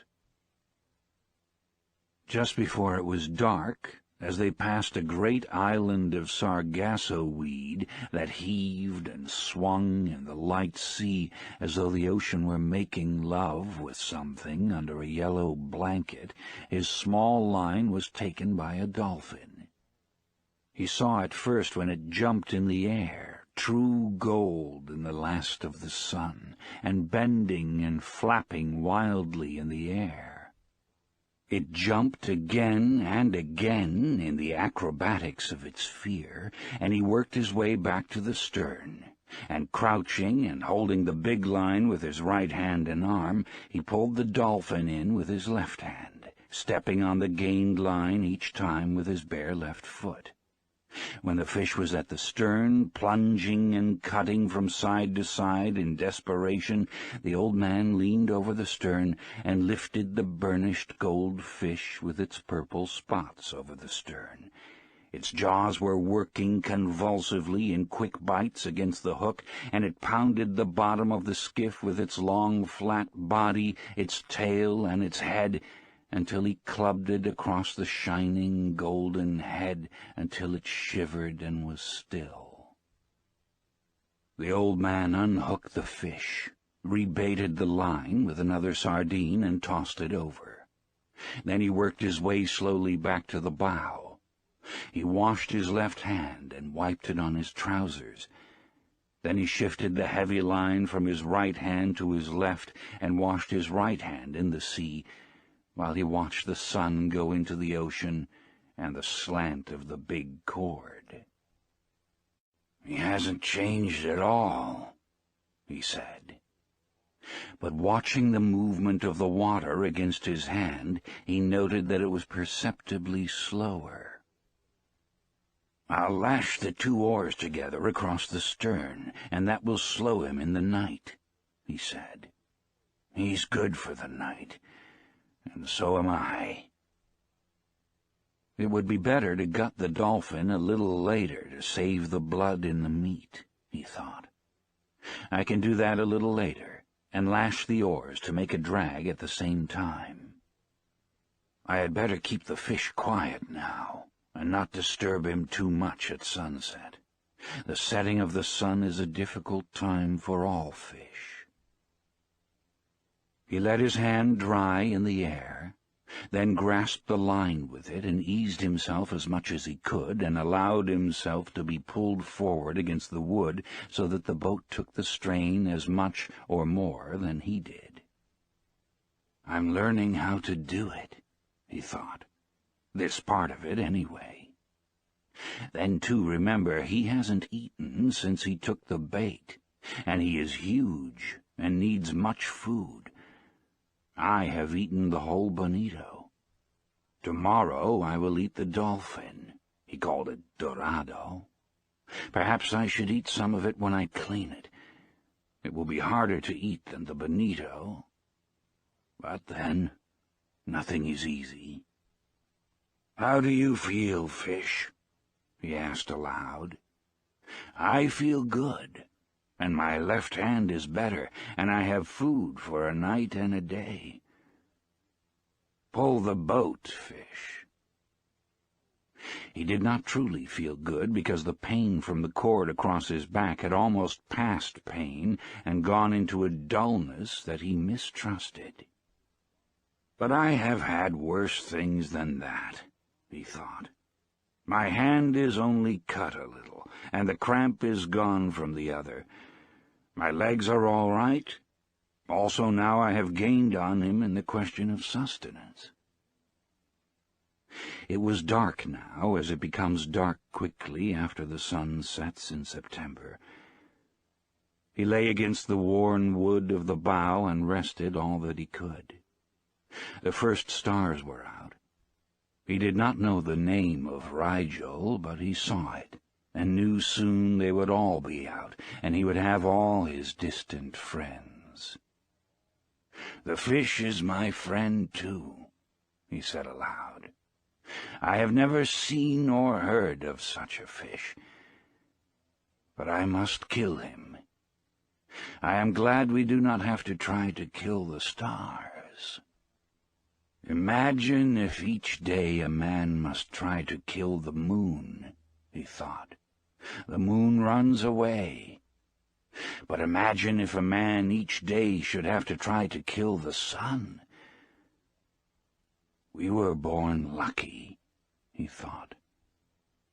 Then he was sorry for the great fish that had nothing to eat, and his determination to kill him never relaxed in his sorrow for him. How many people will he feed, he thought. But are they worthy to eat him? No, of course not. There is no one worthy of eating him from the manner of his behavior and his great dignity. I do not understand these things, he thought. But it is good that we do not have to try to kill the sun or the moon or the stars. It is enough to live on the sea and kill our true brothers. Now, he thought, I must think about the drag. It has its perils and its merits. I may lose so much line that I will lose him if he makes his effort, and the drag made by the oars is in place, and the boat loses all her lightness. Her lightness prolongs both our suffering, but it is my safety, since he has great speed that he has never yet employed. No matter what passes, I must gut the dolphin so he does not spoil, and eat some of him to be strong. Now I will rest an hour more and feel that he is solid and steady before I move back to the stern to do the work and make the decision. In the meantime I can see how he acts, and if he shows any changes. The oars are a good trick, but it has reached the time to play for safety. He is much fish still, and I saw that the hook was in the corner of his mouth, and he has kept his mouth tight shut. The punishment of the hook is nothing. The punishment of hunger, and that he is against something that he does not comprehend, is everything. Rest now, old man, and let him work until your next duty comes. He rested for what he believed to be 2 hours. The moon did not rise now until late, and he had no way of judging the time. Nor was he really resting, except comparatively. He was still bearing the pull of the fish across his shoulders, but he placed his left hand on the gunwale of the bow, and confided more and more of the resistance to the fish to the skiff itself. How simple it would be if I could make the line fast, he thought. But with one small lurch he could break it.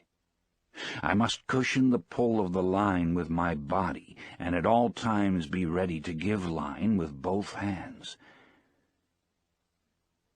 "But you have not slept yet, old man," he said aloud. "It is half a day and a night, and now another day, and you have not slept. You must devise a way so that you sleep a little if he is quiet and steady. If you do not sleep, you might become unclear in the head." "I'm clear enough in the head," he thought. "Too clear. I am as clear as the stars that are my brothers. Still I must sleep. They sleep, and the moon and the sun sleep, and even the ocean sleeps sometimes on certain days when there is no current and a flat calm. But remember to sleep," he thought. "Make yourself do it, and devise some simple and sure way about the lines. Now go back and prepare the dolphin. It is too dangerous to rig the oars as a drag if you must sleep." I could go without sleeping, he told himself, but it would be too dangerous. He started to work his way back to the stern on his hands and knees, being careful not to jerk against the fish. He may be half asleep himself, he thought, but I do not want him to rest. He must pull until he dies. Back in the stern he turned so that his left hand held the strain of the line across his shoulders, and drew his knife from its sheath with his right hand. The stars were bright now, and he saw the dolphin clearly, and he pushed the blade of his knife into his head and drew him out from under the stern. He put one of his feet on the fish and slid him quickly from the vent up to the tip of his lower jaw. Then he put his knife down and gutted him with his right hand, scooping him clean and pulling the gills clear. He felt the maw heavy and slippery in his hands, and he slid it open. There were 2 flying fish inside. They were fresh and hard, and he laid them side by side and dropped the guts and the gills over the stern. They sank, leaving a trail of phosphorescence in the water. The dolphin was cold, and a leprous gray-white now in the starlight, and the old man skinned one side of him while he held his right foot on the fish's head. Then he turned him over and skinned the other side, and cut each side off from the head down to the tail. He slid the carcass overboard and looked to see if there was any swirl in the water, but there was only the light of its slow descent. He turned then and placed the 2 flying fish inside the 2 fillets of fish, and putting his knife back in its sheath, he worked his way slowly back to the bow. His back was bent with the weight of the line across it, and he carried the fish in his right hand. Back in the bow he laid the 2 fillets of fish out on the wood with the flying fish beside them. After that he settled the line across his shoulders in a new place and held it again with his left hand resting on the gunwale. Then he leaned over the side and washed the flying fish in the water, noting the speed of the water against his hand. His hand was phosphorescent from skinning the fish, and he watched the flow of water against it. The flow was less strong, and as he rubbed the side of his hand against the planking of the skiff, particles of phosphorus floated off and drifted slowly astern. "He is tiring, or he is resting," the old man said. "Now let me get through the eating of this dolphin and get some rest and a little sleep." Under the stars, and with the night colder all the time, he ate half of one of the dolphin fillets and one of the flying fish, gutted and with its head cut off. "What an excellent fish dolphin is to eat cooked," he said, "and what a miserable fish raw. I will never go in a boat again without salt or limes. If I had brains, I would have splashed water on the bow all day, and drying it would have made salt," he thought. "But then I did not hook the dolphin until almost sunset. Still, it was a lack of preparation. But I have chewed it all well, and I am not nauseated." The sky was clouding over to the east, and one after another the stars he knew were gone. It looked now as though he were moving into a great canyon of clouds, and the wind had dropped. "There will be bad weather in 3 or 4 days," he said. "But not tonight and not tomorrow. Rig now to get some sleep, old man, while the fish is calm and steady." He held the line tight in his right hand, and then pushed his thigh against his right hand as he leaned all his weight against the wood of the bow. Then he passed the line a little lower on his shoulders and braced his left hand on it. "My right hand can hold it as long as it is braced," he thought. "If it relaxes in sleep, my left hand will wake me as the line goes out. It is hard on the right hand, but he is used to punishment. Even if I sleep 20 minutes or half an hour, it is good." He lay forward, cramping himself against the line with all of his body, putting all his weight onto his right hand, and he was asleep. He did not dream of the lions, but instead of a vast school of porpoises that stretched for 8 or 10 miles, and it was in the time of their mating, and they would leap high into the air and return into the same hole they had made in the water when they leaped. Then he dreamed that he was in the village on his bed, and there was a norther, and he was very cold, and his right arm was asleep because his head had rested on it instead of a pillow. After that he began to dream of the long yellow beach, and he saw the first of the lions come down onto it in the early dark, and then the other lions came, and he rested his chin on the wood of the bows where the ship lay anchored with the evening offshore breeze, and he waited to see if there would be more lions, and he was happy. The moon had been up for a long time, but he slept on, and the fish pulled on steadily, and the boat moved into the tunnel of clouds. He woke with the jerk of his right fist coming up against his face, and the line burning out through his right hand. He had no feeling of his left hand, but he braked all he could with his right, and the line rushed out. Finally his left hand found the line, and he leaned back against the line, and now it burned his back and his left hand was taking all the strain and cutting badly. He looked back at the coils of line, and they were feeding smoothly. Just then the fish jumped, making a great bursting of the ocean, and then a heavy fall. Then he jumped again and again, and the boat was going fast, although the line was still racing out, and the old man was raising the strain to breaking point, and raising it to breaking point again and again. He had been pulled down tight onto the bow, and his face was in the cut slice of dolphin, and he could not move. "This is what we waited for," he thought, "so now let us take it. Make him pay for the line," he thought, "make him pay for it." He could not see the fish's jumps, but only heard the breaking of the ocean and the heavy splash as he fell. The speed of the line was cutting his hands badly, but he had always known this would happen, and he tried to keep the cutting across the calloused parts and not let the line slip into the palm, nor cut the fingers. If the boy were here, he could wet the coils of line, he thought. Yes, if the boy were here, if the boy were here.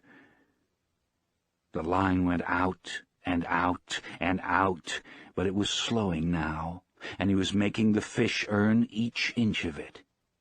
Now he got his head up from the wood and out of the slice of fish that his cheek had crushed. Then he was on his knees, and then he rose slowly to his feet. He was seeding line, but more slowly all the time. He worked back to where he could feel with his foot the coils of line that he could not see. There was plenty of line still, and now the fish had to pull the friction of all that new line through the water. Yes, he thought, and now he has jumped more than a dozen times and filled the sacks along his back with air, and he cannot go down deep to die where I cannot bring him up. He will start circling soon, and then I must work on him. I wonder what started him so suddenly. Could it have been hunger that made him desperate, or was he frightened by something in the night? Maybe he suddenly felt fear. But he was such a calm, strong fish, and he seemed so fearless and so confident. It is strange. "You better be fearless and confident yourself, old man," he said. "You're holding him again, but you cannot get line. But soon he has to circle."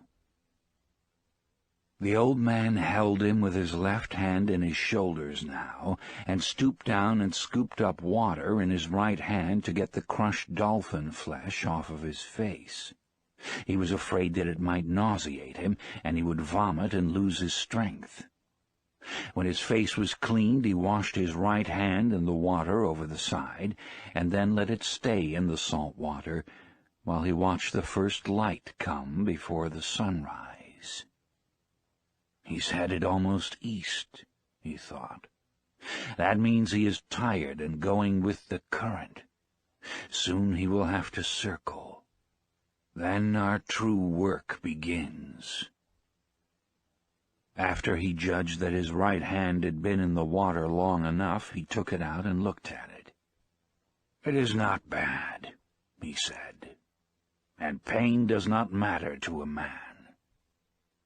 He took hold of the line carefully, so that it did not fit into any of the fresh line cuts, and shifted his weight so that he could put his left hand into the sea on the other side of the skiff. "You did not do so badly for something worthless," he said to his left hand, "but there was a moment when I could not find you. Why was I not born with two good hands?" he thought. Perhaps it was my fault in not training that one properly. But God knows he has had enough chances to learn. He did not do so badly in the night, though, and he has only cramped once. If he cramps again, let the line cut him off. When he thought that, he knew that he was not being clear-headed, and he thought he should choose some more of the dolphin. "But I can't," he told himself. "It is better to be light-headed than to lose your strength from nausea. And I know I cannot keep it if I eat it, since my face was in it. I will keep it for an emergency until it goes bad. But it is too late to try for strength now through nourishment. "You're stupid," he told himself. "Eat the other flying fish." It was there, cleaned and ready, and he picked it up with his left hand and ate it, chewing the bones carefully and eating all of it down to the tail. "It has more nourishment than almost any fish," he thought. "At least the kind of strength that I need. Now I have done what I can," he thought. "Let him begin to circle, and let the fight come." The sun was rising for the third time since he had put to sea, when the fish started to circle. He could not see by the slant of the line that the fish was circling. It was too early for that. He just felt a faint slackening of the pressure of the line, and he commenced to pull on it gently with his right hand. It tightened, as always, but just when he reached the point where it would break, line began to come in. He slipped his shoulders and head from under the line and began to pull in line, steadily and gently. He used both of his hands in a swinging motion and tried to do the pulling as much as he could with his body and his legs. His old legs and shoulders pivoted with the swinging of the pulling. "It is a very big circle," he said, "but he is circling." Then the line would not come in any more, and he held it until he saw the drops jumping from it in the sun. Then it started out, and the old man knelt down and let it go grudgingly back into the dark water. "He is making the far part of his circle now," he said. "I must hold all I can," he thought. "The strain will shorten his circle each time. Perhaps in an hour I will see him. Now I must convince him, and then I must kill him." But the fish kept on circling slowly, and the old man was wet with sweat and tired deep into his bones 2 hours later. But the circles were much shorter now, and from the way the line slanted he could tell the fish had risen steadily while he swam. For an hour the old man had been seeing black spots before his eyes, and the sweat salted his eyes, and salted the cut over his eye and on his forehead. He was not afraid of the black spots. They were normal at the tension that he was pulling on the line. Twice, though, he had felt faint and dizzy, and that had worried him. "I could not fail myself and die on a fish like this," he said. "Now that I have him coming so beautifully, God help me endure. I'll say 100 Our Fathers and 100 Hail Marys, but I cannot say them now." "Consider them said," he thought. "I'll say them later." Just then he felt a sudden banging and jerking on the line he held with his 2 hands. It was sharp and hard-feeling and heavy. "He is hitting the wire leader with his spear," he thought. That was bound to come. He had to do that. It may make him jump, though, and I would rather he stayed circling now. The jumps were necessary for him to take air, but after that each one can widen the opening of the hook wound, and he can throw the hook. "Don't jump, fish," he said. "Don't jump." The fish hit the wire several times more, and each time he shook his head, the old man gave up a little line. "I must hold his pain where it is," he thought. "Mine does not matter. I can control mine, but his pain could drive him mad." After a while the fish stopped beating at the wire and started circling slowly again. The old man was gaining line steadily now, but he felt faint again. He lifted some seawater with his left hand and put it on his head. Then he put more on and rubbed the back of his neck. "I have no cramps," he said. "He'll be up soon, and I can last. You have to last. Don't even speak of it." He kneeled against the bow, and for a moment slipped the line over his back again. "I'll rest now while he goes out on the circle, and then stand up and work on him when he comes in," he decided.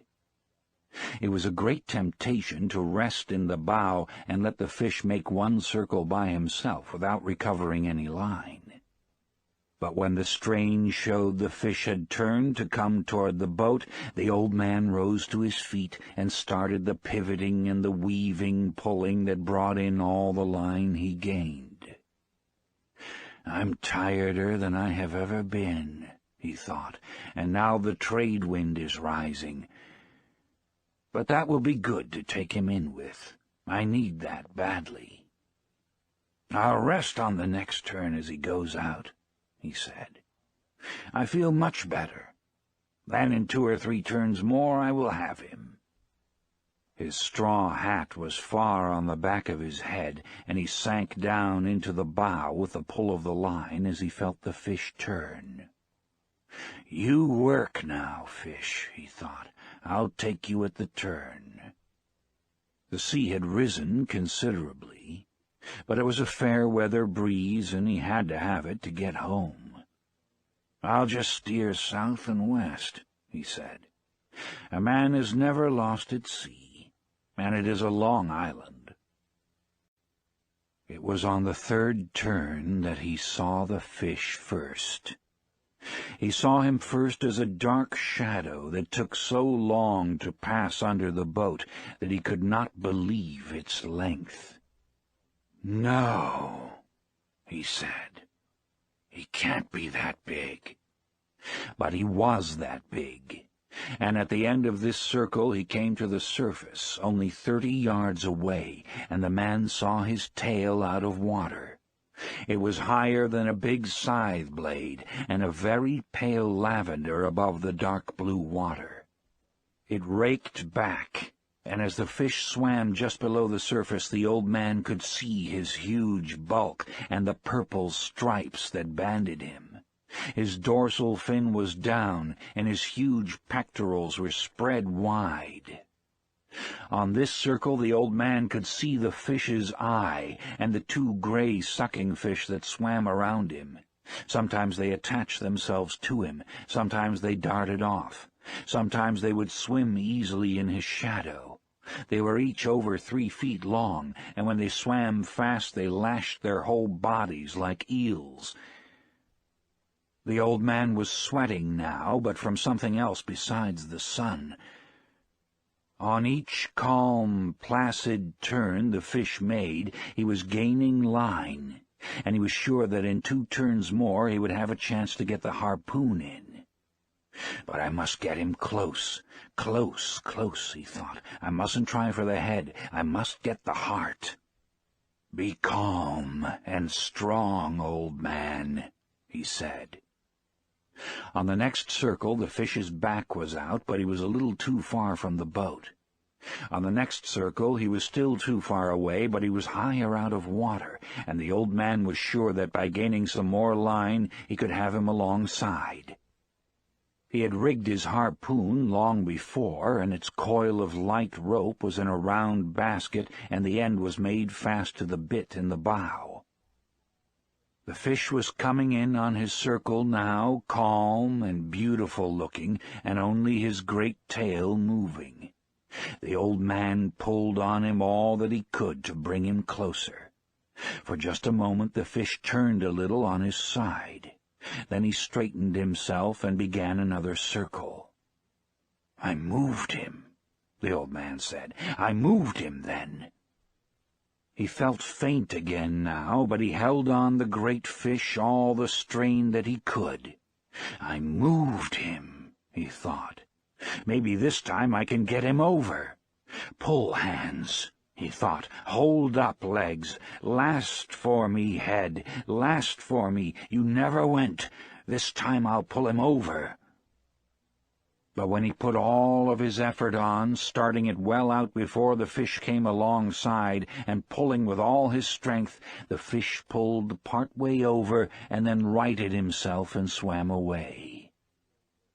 "Fish," the old man said. "Fish, you are going to have to die anyway. Do you have to kill me, too?" That way nothing is accomplished, he thought. His mouth was too dry to speak, but he could not reach for the water now. "I must get him alongside this time," he thought. "I am not good for many more turns." "Yes, you are," he told himself. "You're good forever." On the next turn he nearly had him, but again the fish righted himself and swam slowly away. "You are killing me, fish," the old man thought. "But you have a right to. Never have I seen a greater or more beautiful or a calmer or more noble thing than you, brother. Come on and kill me. I do not care who kills who." "Now you are getting confused in the head," he thought. "You must keep your head clear. Keep your head clear and know how to suffer like a man. Or a fish," he thought. "Clear up, head," he said in a voice he could hardly hear. "Clear up." Twice more it was the same on the turns. "I do not know," the old man thought. He had been on the point of feeling himself go each time. "I do not know, but I will try it once more." He tried it once more, and he felt himself going when he turned the fish. The fish righted himself and swam off again slowly, with the great tail weaving in the air. "I'll try it again," the old man promised, although his hands were mushy now, and he could only see well in flashes. He tried it again, and it was the same. So he thought, and he felt himself going before he started. "I will try it once again." He took all his pain, and what was left of his strength, and his long-gone pride, and he put it against the fish's agony. And the fish came over onto his side, and swam gently on his side, his bill almost touching the planking of the skiff, and started to pass the boat, long, deep, wide, silver, and barred with purple and interminable in the water. The old man dropped the line and put his foot on it, and lifted the harpoon as high as he could, and drove it down with all his strength, and more strength he had just summoned, into the fish's side just behind the great chest fin that rose high in the air to the altitude of the man's chest. He felt the iron go in, and he leaned on it, and drove it further, and then pushed all his weight after it. Then the fish came alive, with his death in him, and rose high out of the water, showing all his great length and width, and all his power and his beauty. He seemed to hang in the air above the old man in the skiff.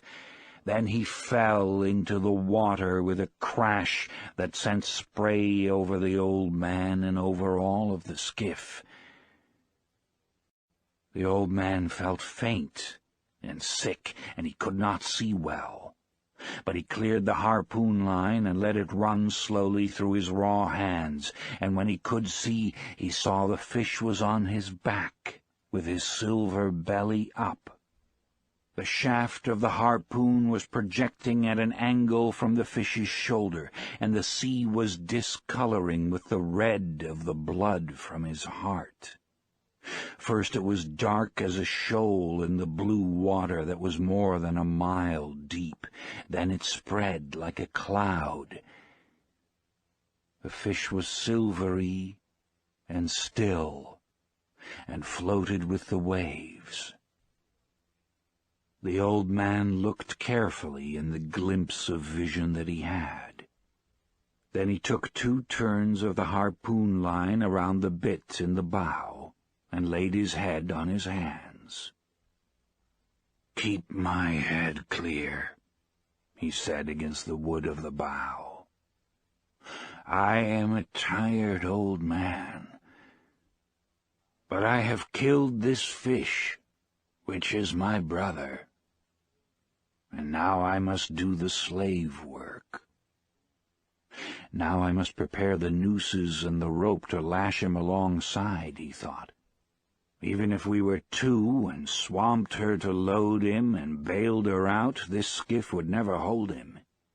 I must prepare everything, then bring him in and lash him well and step the mast and set sail for home."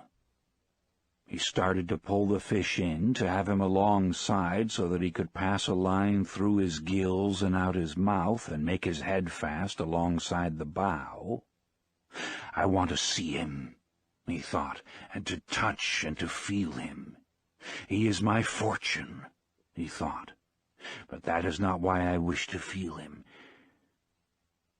I think I felt his heart," he thought, "when I pushed on the harpoon shaft the 2nd time. Bring him in now and make him fast and get the noose around his tail and another around his middle to bind him to the skiff. Get to work, old man," he said. He took a very small drink of the water. "There is very much slave work to be done now that the fight is over." He looked up at the sky and then out to his fish. He looked at the sun carefully. "It is not much more than noon," he thought, "and the trade wind is rising. The lines all mean nothing now. The boy and I will splice them when we are home." "Come on, fish," he said. But the fish did not come. Instead, he lay there, wallowing now in the seas, and the old man pulled the skiff up onto him. When he was even with him and had the fish's head against the bow, he could not believe his size. But he untied the harpoon rope from the bit, passed it through the fish's gills and out his jaws, made a turn around his sword, then passed the rope through the other gill, made another turn around the bill, and knotted the double rope and made it fast to the bit in the bow. He cut the rope then and went astern to noose the tail. The fish had turned silver from his original purple and silver, and the stripes showed the same pale violet color as his tail. They were wider than a man's hand with his fingers spread, and the fish's eye looked as detached as the mirrors in a periscope or as a saint in a procession. "It was the only way to kill him," the old man said. He was feeling better since the water, and he knew he would not go away, and his head was clear. "He's over 1,500 pounds the way he is," he thought. "Maybe much more.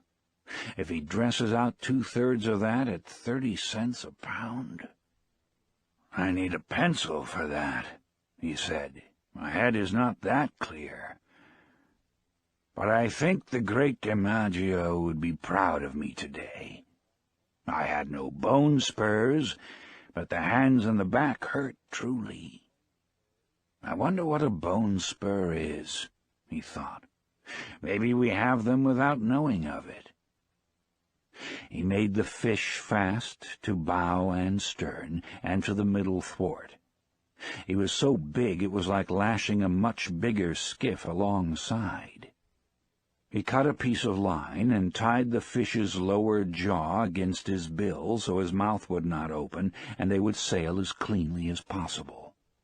Then he stepped the mast, and with the stick that was his gaff and with his boom rigged, the patched sail drew, the boat began to move, and half lying in the stern he sailed southwest. He did not need a compass to tell him where southwest was. He only needed the feel of the trade wind and the drawing of the sail. I better put a small line out with a spoon on it and try and get something to eat and drink for the moisture. But he could not find a spoon, and his sardines were rotten. So he hooked a patch of yellow gulf weed with the gaff as they passed, and shook it so that the small shrimps that were in it fell onto the planking of the skiff.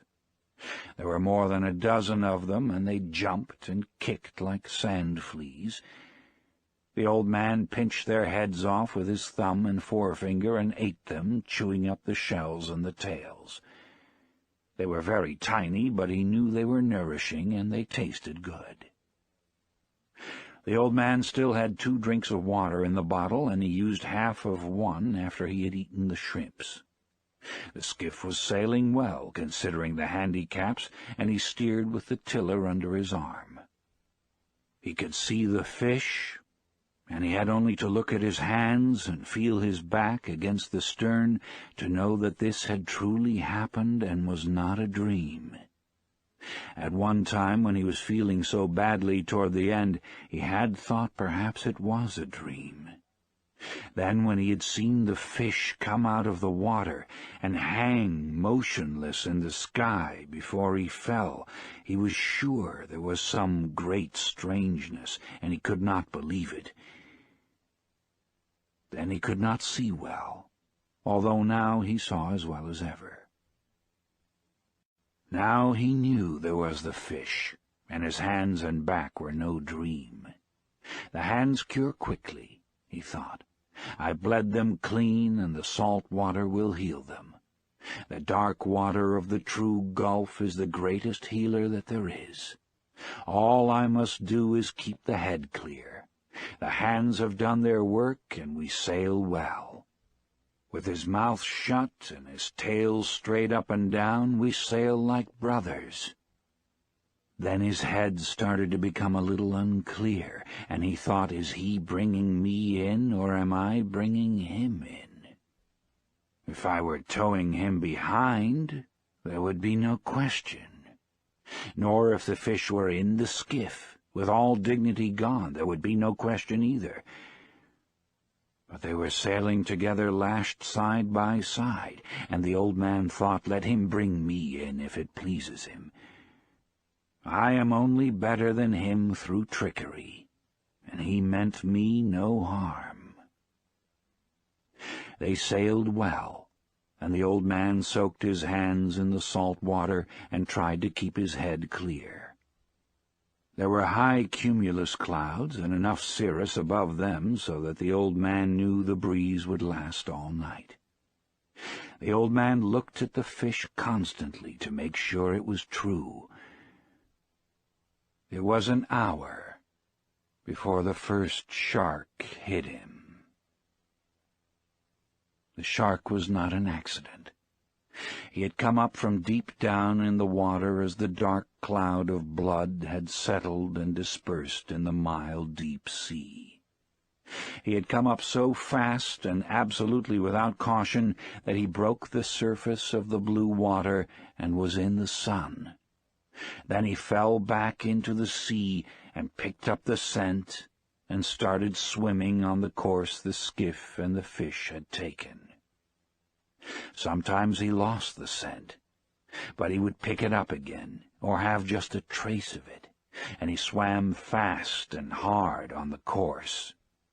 He was a very big mako shark, built to swim as fast as the fastest fish in the sea, and everything about him was beautiful except his jaws.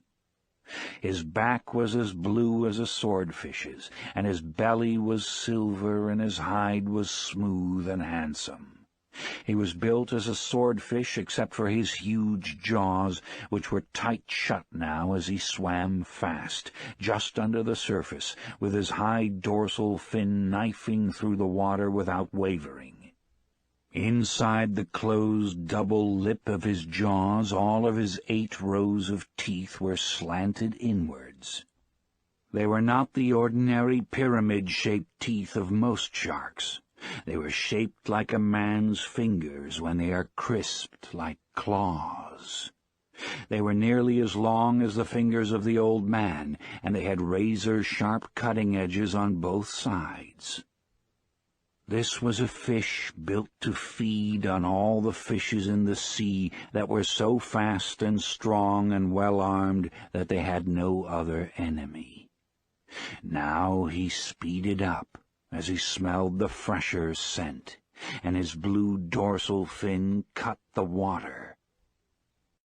When the old man saw him coming, he knew that this was a shark that had no fear at all, and would do exactly what he wished. He prepared the harpoon and made the rope fast while he watched the shark come on. The rope was short, as it lacked what he had cut away to lash the fish.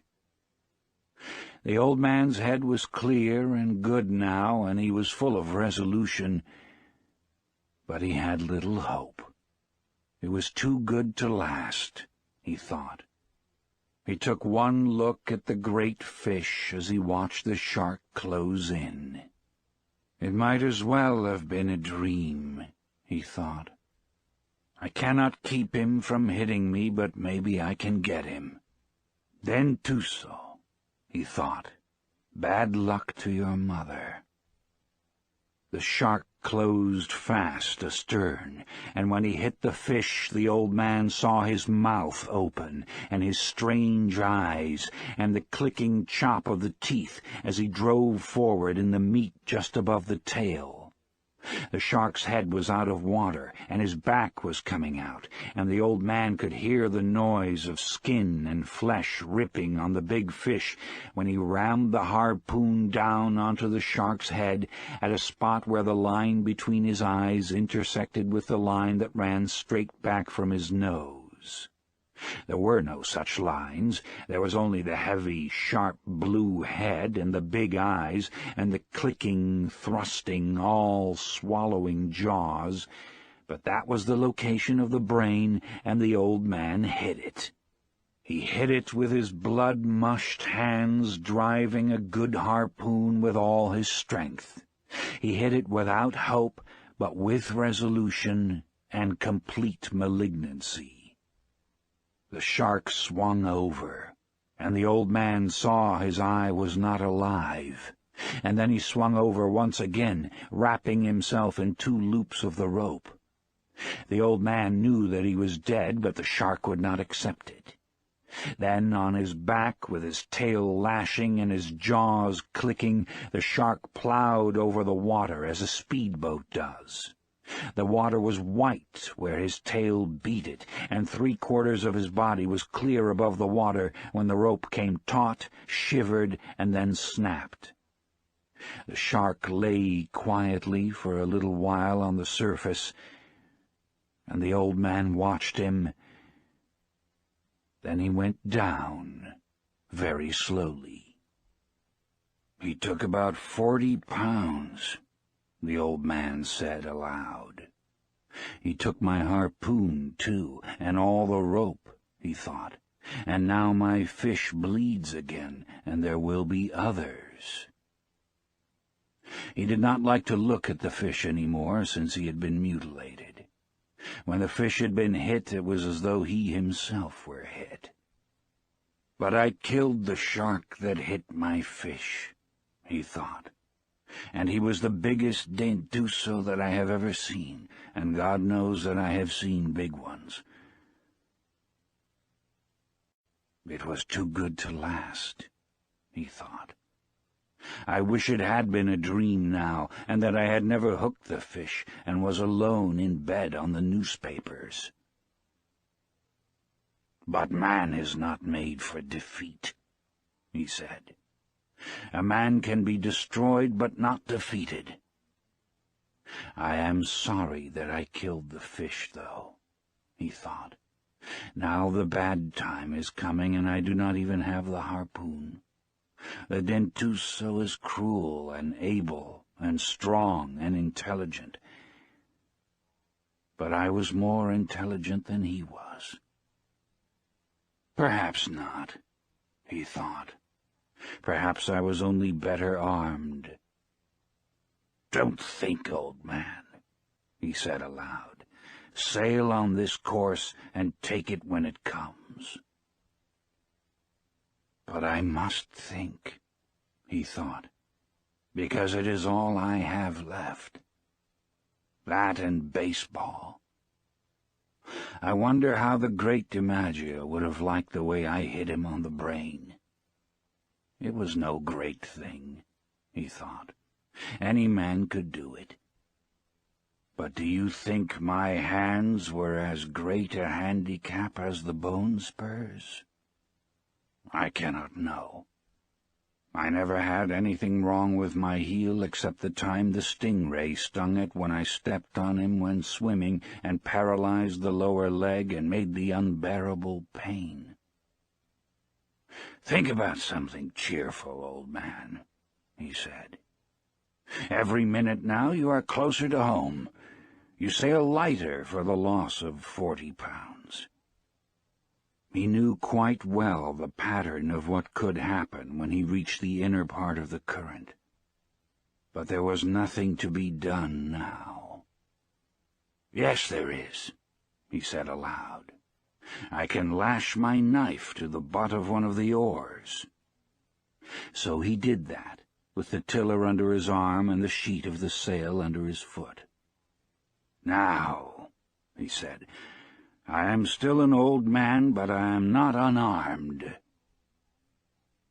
The breeze was fresh now, and he sailed on well. He watched only the forward part of the fish, and some of his hope returned. "It is silly not to hope," he thought. "Besides, I believe it is a sin. Do not think about sin," he thought. "There are enough problems now without sin. Also, I have no understanding of it. I have no understanding of it, and I am not sure that I believe in it. Perhaps it was a sin to kill the fish. I suppose it was, even though I did it to keep me alive and feed many people. But then everything is a sin. Do not think about sin. It is much too late for that, and there are people who are paid to do it. Let them think about it. You were born to be a fisherman, as the fish was born to be a fish. San Pedro was a fisherman, as was the father of the great DiMaggio. But he liked to think about all things that he was involved in, and since there was nothing to read, and he did not have a radio, he thought much, and he kept on thinking about sin. You did not kill the fish only to keep alive and to sell for food, he thought. You killed him for pride, and because you are a fisherman. You loved him when he was alive, and you loved him after.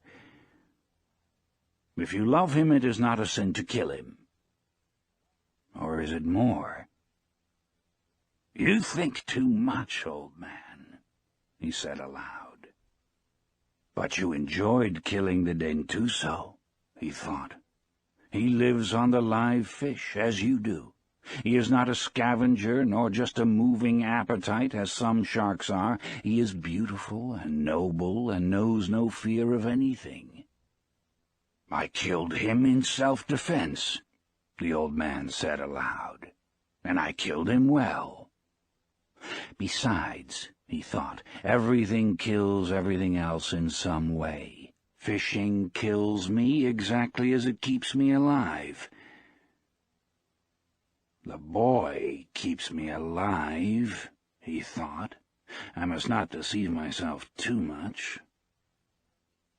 He leaned over the side and pulled loose a piece of the meat of the fish where the shark had cut him. He chewed it and noted its quality and its good taste. It was firm and juicy like meat, but it was not red. There was no stringiness in it, and he knew that it would bring the highest price in the market. But there was no way to keep its scent out of the water, and the old man knew that a very bad time was coming. The breeze was steady. It had backed a little further into the northeast, and he knew that meant it would not fall off. The old man looked ahead of him, but he could see no sails, nor could he see the hull nor the smoke of any ship. There were only the flying fish that went up from his bows, sailing away to either side, and the yellow patches of gulf weed. He could not even see a bird. He had sailed for 2 hours, resting in the stern and sometimes chewing a bit of the meat from the marlin, trying to rest and to be strong, when he saw the first of the 2 sharks. "Aye," he said aloud. There is no translation for this word, and perhaps it is just a noise such as a man might make involuntarily, feeling the nail go through his hands and into the wood. "Galanos," he said aloud. He had seen the second fin now coming up behind the first, and had identified them as shovel-nosed sharks by the brown triangular fin and the sweeping movements of the tail. They had the scent, and were excited, and in the stupidity of their great hunger they were losing and finding the scent in their excitement. But they were closing all the time. The old man made the sheet fast and jammed the tiller. Then he took up the oar with a knife lashed to it. He lifted it as lightly as he could, because his hands rebelled at the pain. Then he opened and closed them on it lightly to loosen them. He closed them firmly so they would take the pain now, and would not flinch, and watched the sharks come. He could see their wide, flattened, shovel-pointed heads now, and their white-tipped, wide pectoral fins.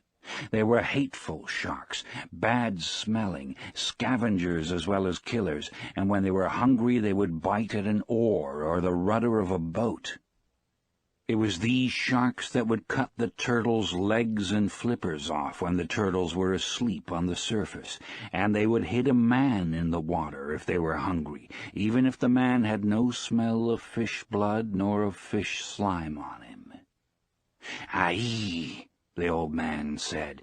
"Galanos, come on, Galanos." They came, but they did not come as the Mako had come. One turned and went out of sight under the skiff, and the old man could feel the skiff shake as he jerked and pulled on the fish. The other watched the old man with his slitted yellow eyes, and then came in fast with his half-circle of jaws wide to hit the fish where he had already been bitten. The line showed clearly on the top of his brown head and back where the brain joined the spinal cord, and the old man drove the knife on the oar into the juncture, withdrew it, and drove it in again into the shark's yellow cat-like eyes. The shark let go of the fish and slid down, swallowing what he had taken as he died.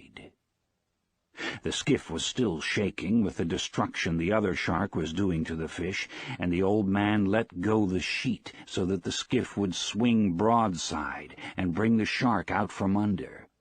When he saw the shark, he leaned over the side and punched at him. He hit only meat, and the hide was set hard, and he barely got the knife in. The blow hurt not only his hands, but his shoulder, too. But the shark came up fast with his head out, and the old man hit him squarely in the center of his flat-topped head as his nose came out of water and lay against the fish. The old man withdrew the blade and punched the shark exactly in the same spot again. He still hung to the fish with his jaws hooked, and the old man stabbed him in his left eye. The shark still hung there. "No," the old man said, and he drove the blade between the vertebrae and the brain. It was an easy shot now, and he felt the cartilage sever. The old man reversed the oar and put the blade between the shark's jaws to open them. He twisted the blade, and as the shark slid loose, he said, "Go on, Galano. Slide down a mile deep. Go see your friend. Or maybe it's your mother." The old man wiped the blade of his knife and laid down the oar. Then he found the sheet and the sail filled, and he brought the skiff onto her course. "They must have taken a quarter of him," and of the best meat," he said aloud. "I wish it were a dream, and that I had never hooked him. I'm sorry about it, fish. It makes everything wrong." He stopped, and he did not want to look at the fish now. Drained of blood and awash, he looked the color of the silver backing of a mirror, and his stripes still showed. "I shouldn't have gone so far out, fish," he said. "Neither for you nor for me. I'm sorry, fish." "Now," he said to himself, "look to the lashing on the knife and see if it has been cut. Then get your hand in order, because there still is more to come." "I wish I had a stone for the knife," the old man said, after he had checked the lashing on the oar butt. "I should have brought a stone." "You should have brought many things," he thought. "But you did not bring them, old man. Now is no time to think of what you do not have. Think of what you can do with what there is." "You give me much good counsel," he said aloud. "I'm tired of it." He held the tiller under his arm and soaked both his hands in the water as the skiff drove forward. "God knows how much that last one took," he said. "But she's much lighter now." He did not want to think of the mutilated underside of the fish.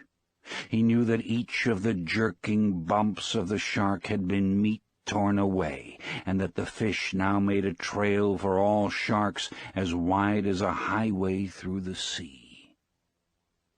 He was a fish to keep a man all winter, he thought. Don't think of that. Just rest and try to get your hands in shape to defend what is left of him. The blood smell from my hands means nothing now with all that scent in the water. Besides, they do not bleed much. There is nothing cut that means anything. The bleeding may keep the left from cramping. What can I think of now? He thought. Nothing. I must think of nothing, and wait for the next ones. I wish it had really been a dream, he thought. But who knows? It might have turned out well. The next shark that came was a single shovel-nose. He came like a pig to the trough, if a pig had a mouth so wide that you could put your head in it. The old man let him hit the fish and then drove the knife on the oar down into his brain. But the shark jerked backwards as he rolled, and the knife blade snapped. The old man settled himself to steer. He did not even watch the big shark sinking slowly in the water, showing first life-size, then small, then tiny. That always fascinated the old man, but he did not even watch it now. I have the gaff now, he said, but it will do no good. I have the 2 oars and the tiller and the short club. Now they have beaten me, he thought. I am too old to club sharks to death. But I will try it, as long as I have the oars and the short club and the tiller. He put his hands in the water again to soak them. It was getting late in the afternoon, and he saw nothing but the sea and the sky. There was more wind in the sky than there had been, and soon he hoped that he would see land. "You're tired, old man," he said. "You're tired inside." The sharks did not hit him again until just before sunset. The old man saw the brown fins coming along the wide trail the fish must make in the water. They were not even quartering on the scent. They were headed straight for the skiff, swimming side by side. He jammed the tiller, made the sheet fast, and reached under the stern for the club. It was an oar handle from a broken oar, sawed off to about 2.5 feet in length. He could only use it effectively with one hand because of the grip of the handle, and he took good hold of it with his right hand, flexing his hand on it as he watched the sharks come. They were both galanos. I must let the first one get a good hold and hit him on the point of the nose, or straight across the top of the head, he thought. The two sharks closed together, and as he saw the one nearest him open his jaws and sink them into the silver side of the fish, he raised the club high and brought it down, heavy and slamming, onto the top of the shark's broad head. He felt the rubbery solidity as the club came down. But he felt the rigidity of bone, too, and he struck the shark once more, hard across the point of the nose, as he slid down from the fish. The other shark had been in and out, and now came in again with his jaws wide. The old man could see pieces of the meat of the fish spilling white from the corner of his jaws as he bumped the fish and closed his jaws. He swung at him and hit only the head, and the shark looked at him and wrenched the meat loose. The old man swung the club down on him again as he slipped away to swallow, and hit only the heavy, solid rubberiness. "Come on, Galano," the old man said. "Come in again." The shark came, in a rush, and the old man hit him as he shut his jaws. He hit him solidly, and from as high up as he could raise the club. This time he felt the bone at the base of the brain, and he hit him again in the same place, while the shark tore the meat loose sluggishly and slid down from the fish. The old man watched for him to come again, but neither shark showed. Then he saw one on the surface, swimming in circles. He did not see the fin of the other. "I could not expect to kill them," he thought. "I could have in my time, but I have hurt them both badly, and neither one can feel very good. If I could have used a bat with 2 hands, I could have killed the first one, surely, even now," he thought. He did not want to look at the fish.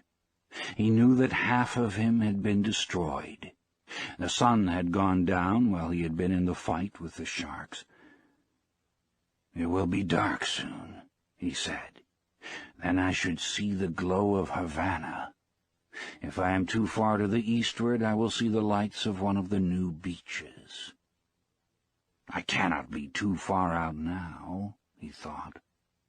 "I hope no one has been too worried.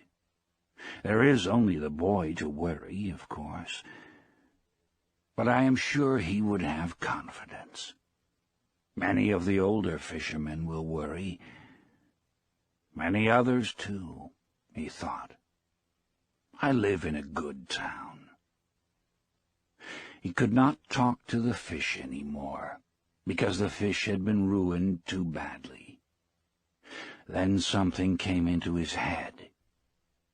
"Half fish," he said.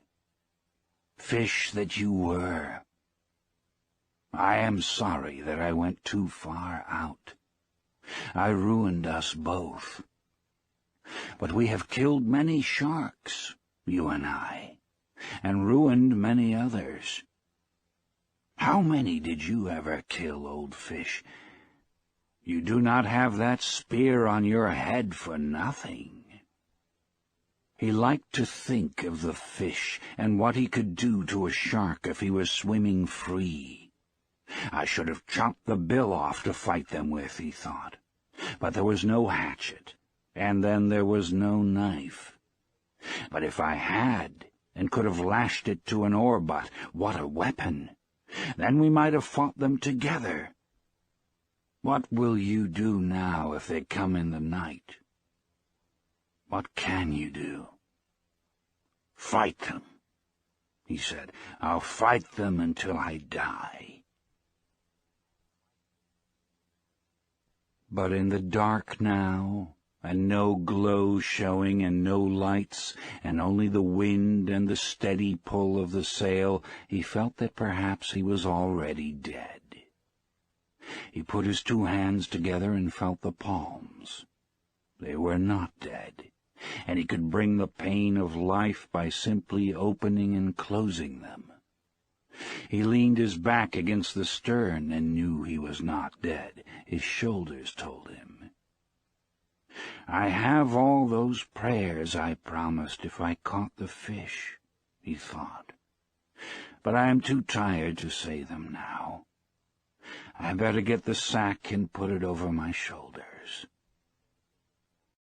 He lay in the stern and steered, and watched for the glow to come in the sky. I have half of him, he thought. Maybe I'll have the luck to bring the forward half in. I should have some luck. No, he said. You violated your luck when you went too far outside. Don't be silly, he said aloud. And keep awake and steer. You may have much luck yet. I'd like to buy some if there's any place they sell it, he said. What could I buy it with? He asked himself. Could I buy it with a lost harpoon and a broken knife and 2 bad hands? You might, he said. You tried to buy it with 84 days at sea. They nearly sold it to you, too. I must not think nonsense, he thought. Luck is a thing that comes in many forms, and who can recognize her? I would take some, though, in any form, and pay what they asked. I wish I could see the glow from the lights, he thought. I wish too many things, but that is the thing I wish for now. He tried to settle more comfortably to steer, and from his pain he knew he was not dead. He saw the reflected glare of the lights of the city at what must have been around 10 o'clock at night. They were only perceptible at first as the light is in the sky before the moon rises. Then they were steady to see across the ocean, which was rough now with the increasing breeze. He steered inside of the glow, and he thought that now, soon, he must hit the edge of the stream. Now it is over, he thought. They will probably hit me again. But what can a man do against them in the dark without a weapon? He was stiff and sore now, and his wounds and all of the strained parts of his body hurt with the cold of the night. I hope I do not have to fight again, he thought. I hope so much I do not have to fight again. But by midnight he fought, and this time he knew the fight was useless. They came in a pack, and he could only see the lines in the water that their fins made, and their phosphorescence as they threw themselves on the fish. He clubbed at heads and heard the jaws chop and the shaking of the skiff as they took hold below. He clubbed desperately at what he could only feel and hear, and he felt something seize the club, and it was gone. He jerked the tiller free from the rudder and beat and chopped with it, holding it in both hands and driving it down again and again. But they were up to the bow now, and driving in one after the other, and together, tearing off the pieces of meat that showed glowing below the sea as they turned to come once more. One came finally against the head itself, and he knew that it was over. He swung the tiller across the shark's head, where the jaws were caught in the heaviness of the fish's head, which would not tear. He swung it once, and twice, and again. He heard the tiller break, and he lunged at the shark with the splintered butt. He felt it go in, and knowing it was sharp, he drove it in again. The shark let go and rolled away. That was the last shark of the pack that came. There was nothing more for them to eat. The old man could hardly breathe now, and he felt a strange taste in his mouth. It was coppery and sweet, and he was afraid of it for a moment. But there was not much of it. He spat into the ocean and said, "Eat that, Galanos, and make a dream you've killed a man." He knew he was beaten now, finally, and without remedy, and he went back to the stern and found the jagged end of the tiller would fit in the slot of the rudder well enough for him to steer. He settled the sack around his shoulders and put the skiff on her course. He sailed lightly now, and he had no thoughts nor any feelings of any kind. He was past everything now, and he sailed the skiff to make his home port as well and as intelligently as he could. In the night, sharks hit the carcass as someone might pick up crumbs from the table. The old man paid no attention to them, and did not pay any attention to anything except steering. He only noticed how lightly and how well the skiff sailed now there was no great weight beside her. "She's good," he thought. "She is sound and not harmed in any way except for the tiller. That is easily replaced." He could feel he was inside the current now, and he could see the lights of the beach colonies along the shore. He knew where he was now, and it was nothing to get home. "The wind is our friend anyway," he thought. Then he added, "sometimes. And the great sea with our friends and our enemies. And bed," he thought, "bed is my friend. Just bed," he thought. "Bed will be a great thing. It is easy when you are beaten," he thought. "I never knew how easy it was." "And what beat you?" he thought. "Nothing," he said aloud. "I went out too far." When he sailed into the little harbor, the lights of the terrace were out, and he knew everyone was in bed. The breeze had risen steadily and was blowing strongly now. It was quiet in the harbor, though, and he sailed up onto the little patch of shingle below the rocks. There was no one to help him, so he pulled the boat up as far as he could. Then he stepped out and made her fast to a rock. He unstepped the mast and furled the sail and tied it. Then he shouldered the mast and started to climb. It was then he knew the depth of his tiredness. He stopped for a moment and looked back, and saw in the reflection from the street light the great tail of the fish standing up well behind the skiff's stern. He saw the white, naked line of his backbone, and the dark mass of the head with the projecting bill and all the nakedness between. He started to climb again, and at the top he fell, and lay for some time with the mast across his shoulder. He tried to get up, but it was too difficult, and he sat there with the mast on his shoulder and looked at the road. A cat passed on the far side, going about its business, and the old man watched it. Then he just watched the road. Finally he put the mast down and stood up. He picked the mast up and put it on his shoulder and started up the road.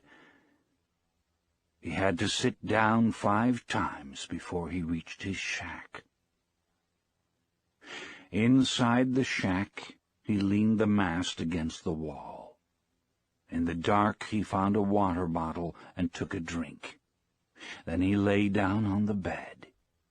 He pulled the blanket over his shoulders and then over his back and legs, and he slept face down on the newspapers with his arms out straight and the palms of his hands up.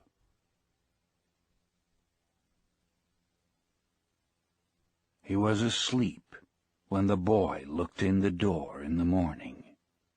It was blowing so hard that the drifting boats would not be going out, and the boy had slept late and then come to the old man's shack as he had come each morning. The boy saw that the old man was breathing, and then he saw the old man's hands, and he started to cry. He went out very quietly to go to bring some coffee, and all the way down the road he was crying. Many fishermen were around the skiff, looking at what was lashed beside it, and one was in the water, his trousers rolled up, measuring the skeleton with a length of line. The boy did not go down. He had been there before, and one of the fishermen was looking after the skiff for him. "How is he?" one of the fishermen shouted.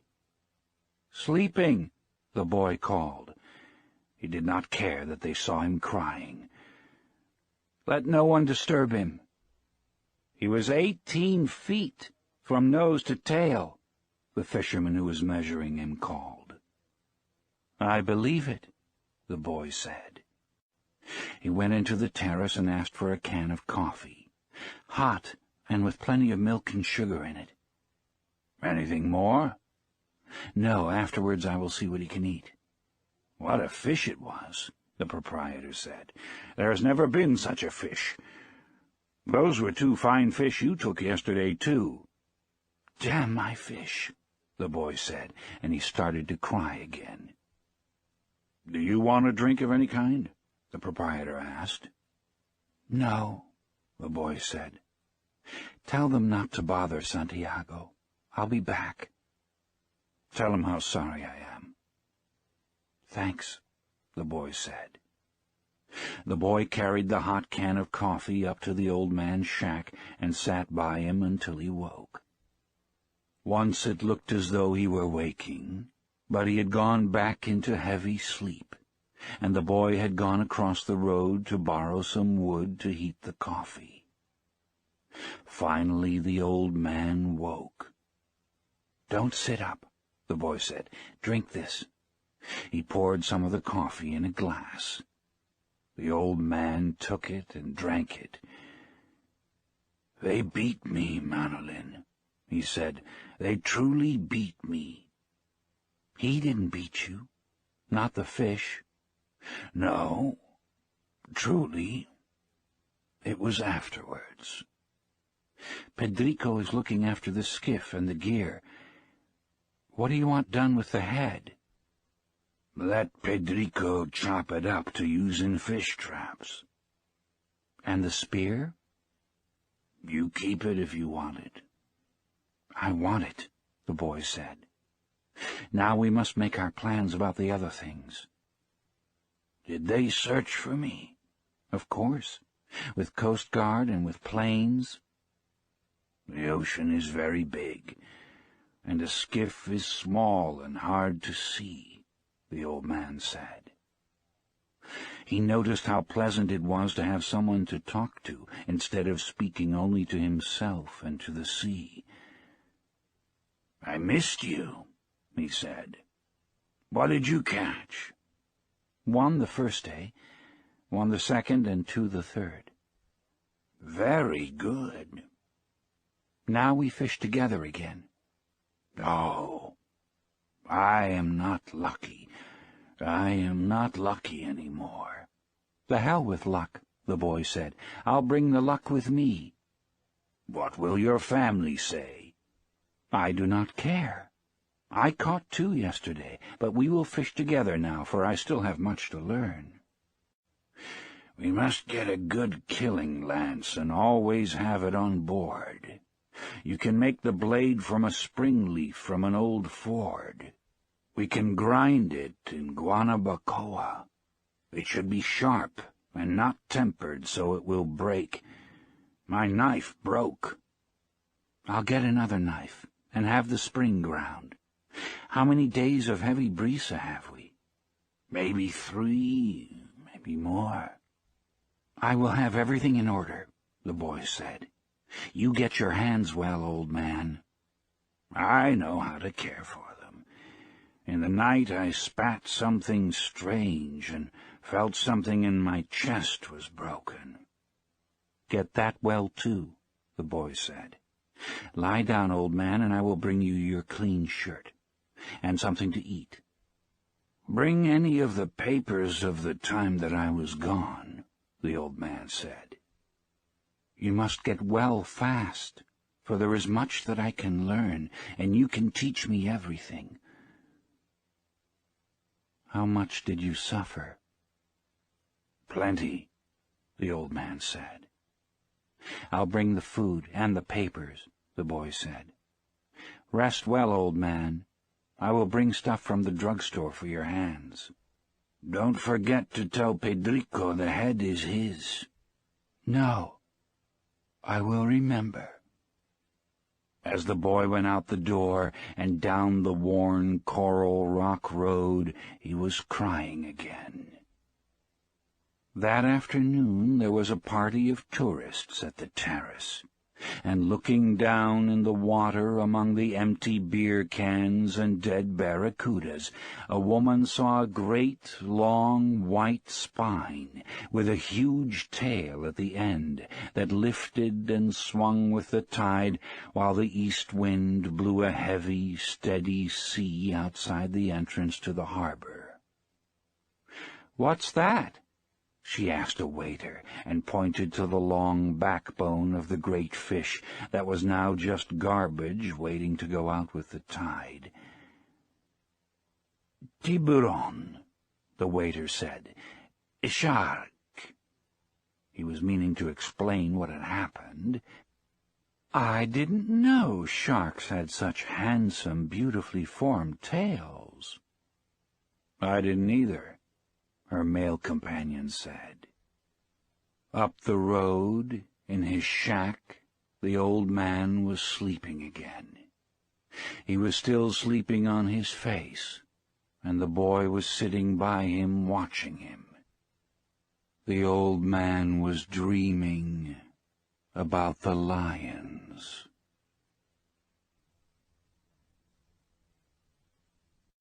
The end. Smell all over me. Can you really remember that? Or did I just tell it to you? I remember everything from when we first went together. The old man looked at him with his sunburned, confident, loving eyes. "If you were my boy, I'd take you out and gamble," he said. "But you are your father's and your mother's, and you are in a lucky boat." "May I get the sardines? I know where I can get 4 baits, too." "I have mine left from today. I put them in salt in the box." "Let me get 4 fresh ones." "1," the old man said. His hope and his confidence had never gone, but now they were freshening as when the breeze rises. "2," the boy said. 2, the old man agreed. "You didn't steal them." "I would," the boy said, "but I bought these." "Thank you," the old man said. He was too simple to wonder when he had attained humility, but he knew he had attained it, and he knew it was not disgraceful, and it carried no loss of true pride. "Tomorrow is going to be a good day with this current," he said. "Where are you going?" the boy asked. "Far out to come in when the wind shifts. I want to be out before it is light." "I'll try to get him to work far out," the boy said. "Then if you hook something truly big, we can come to your aid." "He does not like to work too far out." "No," the boy said, "but I will see something that he cannot see, such as a bird working, and get him to come out after dolphin." "Are his eyes that bad?" "He is almost blind." "It is strange," the old man said. "He never went turtling. That is what kills the eyes." "But you went turtling for years off the Mosquito Coast, and your eyes are good." "I am a strange old man."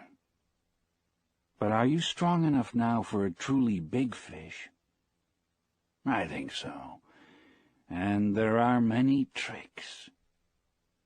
"Let us take the stuff home," the boy said, "so I can get the cast net and go after the sardines." They picked up the gear from the boat. The old man carried the mast on his shoulder, and the boy carried the wooden box with the coiled, hard-braided brown lines, the gaff, and the harpoon with its shaft. The box with the baits was under the stern of the skiff, along with the club that was used to subdue the big fish when they were brought alongside. No one would steal from the old man, but it was better to take the sail and the heavy lines home, as the dew was bad for them. And though he was quite sure no local people would steal from him, the old man thought that a gaff and a harpoon were needless temptations to leave in a boat. They walked up the road together to the old man's shack and went in through its open door. The old man leaned the mast with its wrapped sail against the wall, and the boy put the box and the other gear beside it. The mast was nearly as long as the one room of the shack. The shack was made of the tough bud shields of the royal palm, which are called guano, and in it there was a bed, a table, one chair, and a place on the dirt floor to cook with charcoal. On the brown walls of the flattened, overlapping leaves of the sturdy, fibered guano there was a picture in color of the Sacred Heart of Jesus, and another of the Virgin of Cobre. These were relics of his wife. Once there had been a tinted photograph of his wife on the wall, but he had taken it down because it made him too lonely to see it, and it was on the shelf in the corner under his clean shirt. "What do you have to eat?" the boy asked. "A pot of yellow rice with fish. Do you want some?" "No, I will eat at home. Do you want me to make the fire?" "No, I will make it later on, or I may eat the rice cold." "May I take the cast net?" "Of course." There was no cast net, and the boy remembered when they had sold it. But they went through this fiction every day. There was no pot of yellow rice and fish, and the boy knew this too. 85 is a lucky number," the old man said. "How would you like to see me bring one in that dressed out over 1,000 pounds? Eats down the road. I must have water here for him, the boy thought, and soap and a good towel. Why am I so thoughtless? I must get him another shirt, and a jacket for the winter, and some sort of shoes, and another blanket." "Your stew is excellent," the old man said. "Tell me about the baseball," the boy asked him. "In the American League it is the Yankees, as I said," the old man said happily. "They lost today," the boy told him. "That means nothing. The great DiMaggio is himself again." "They have other men on the team." "Naturally, but he makes the difference. In the other league between Brooklyn and Philadelphia, I must take Brooklyn. But then I think of Dick Sisler and those great drives in the old park. There was nothing ever like them. He hits the longest ball I have ever seen. Do you remember when he used to come to the terrace? I wanted to take him fishing, but I was too timid to ask him. Then I asked you to ask him, and you were too timid. I know. It was a great mistake. He might have gone with us. Then we would have that for all of our lives. I would like to take the great DiMaggio fishing, the old man said. They say his father was a fisherman. Maybe he was as poor as we are and would understand. The great Sizzler's father was never poor, and he, the father, was playing in the big leagues when he was my age. When I was your age, I was before the mast on a square-rigged ship that ran to Africa, and I have seen lions on the beaches in the evening. I know, you told me. Should we talk about Africa or about baseball? Baseball, I think, the boy said. Tell me about the great John J. McGraw. He said Hotha for J. He used to come to the terrace sometimes, too, in the older days, but he was rough and harsh-spoken and difficult when he was drinking. His mind was on horses as well as baseball. At least, he carried lists of horses at all times in his pocket and frequently spoke the names of horses on the telephone. He was a great manager, the boy said. My father thinks he was the greatest. Because he came here the most times, the old man said. If Durocher had continued to come here each year, your father would think him the greatest manager. Who is the greatest manager, really, Luque or Mike Gonzalez? I think they are equal. And the best fisherman is you.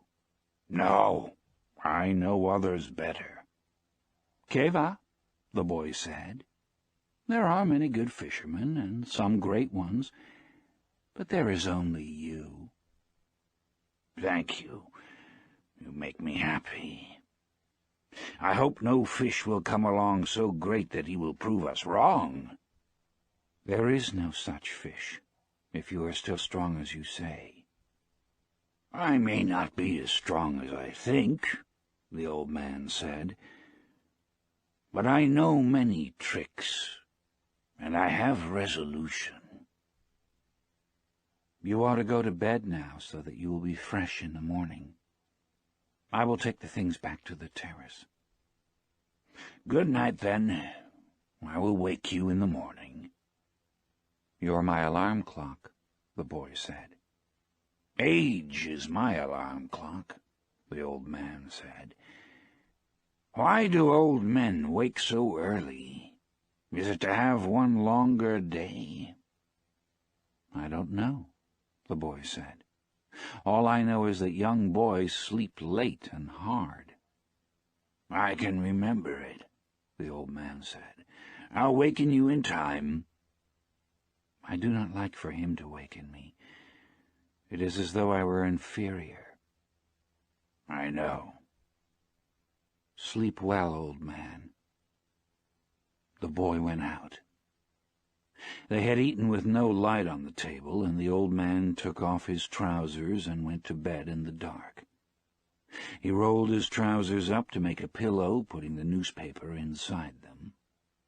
He rolled himself in the blanket and slept on the other old newspapers that covered the springs of the bed.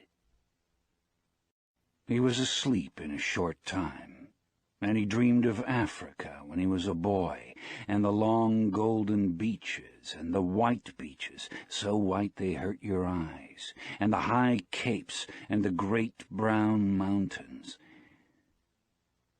He lived along that coast now every night, and in his dreams he heard the surf roar, and saw the native boats come riding through it. He smelled the tar and oakum of the deck as he slept, and he smelled the smell of Africa that the land breeze brought at morning. Usually, when he smelled the land breeze, he woke up and dressed to go and wake the boy. But tonight the smell of the land breeze came very early, and he knew it was too early in his dream, and went on dreaming to see the white peaks of the islands rising from the sea, and then he dreamed of the different harbors and roadsteads of the Canary Islands. He no longer dreamed of storms, nor of women, nor of great occurrences, nor of great fish, nor fights, nor contests of strength, nor of his wife. He only dreamed of places now, and of the lions on the beach. They played like young cats in the dusk, and he loved them as he loved the boy. He never dreamed about the boy. He simply woke, looked out the open door at the moon, and unrolled his trousers and put them on. He urinated outside the shack and then went up the road to wake the boy. He was shivering with the morning cold, but he knew he would shiver himself warm, and that soon he would be rowing. The door of the house where the boy lived was unlocked, and he opened it and walked in quietly with his bare feet. The boy was asleep on a cot in the first room, and the old man could see him clearly with the light that came in from the dying moon. He took hold of one foot gently and held it until the boy woke and turned and looked at him. The old man nodded, and the boy took his trousers from the chair by the bed and, sitting on the bed, pulled them on. The old man went out the door, and the boy came after him. He was sleepy, and the old man put his arm across his shoulders and said, "I am sorry." "Que va?" the boy said. "It is what a man must do." They walked down the road to the old man's shack, and all along the road in the dark, barefoot men were moving, carrying the masts of their boats. When they reached the old man's shack, the boy took the rolls of line and the basket and the harpoon and gaff, and the old man carried the mast with the furled sail on his shoulder. "Do you want coffee?" the boy asked. "We'll put the gear in the boat and then get some." They had coffee from condensed milk cans at an early morning place that served fishermen.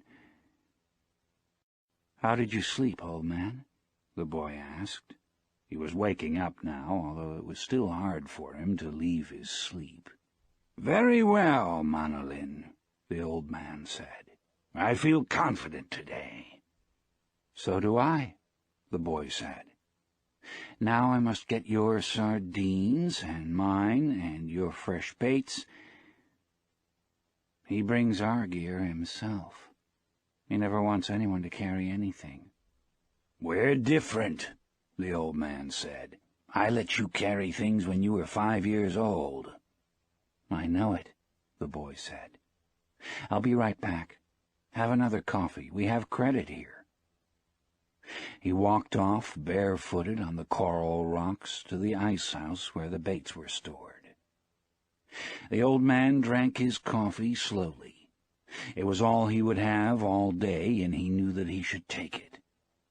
For a long time now eating had bored him, and he never carried a lunch. He had a bottle of water in the bow of the skiff, and that was all he needed for the day.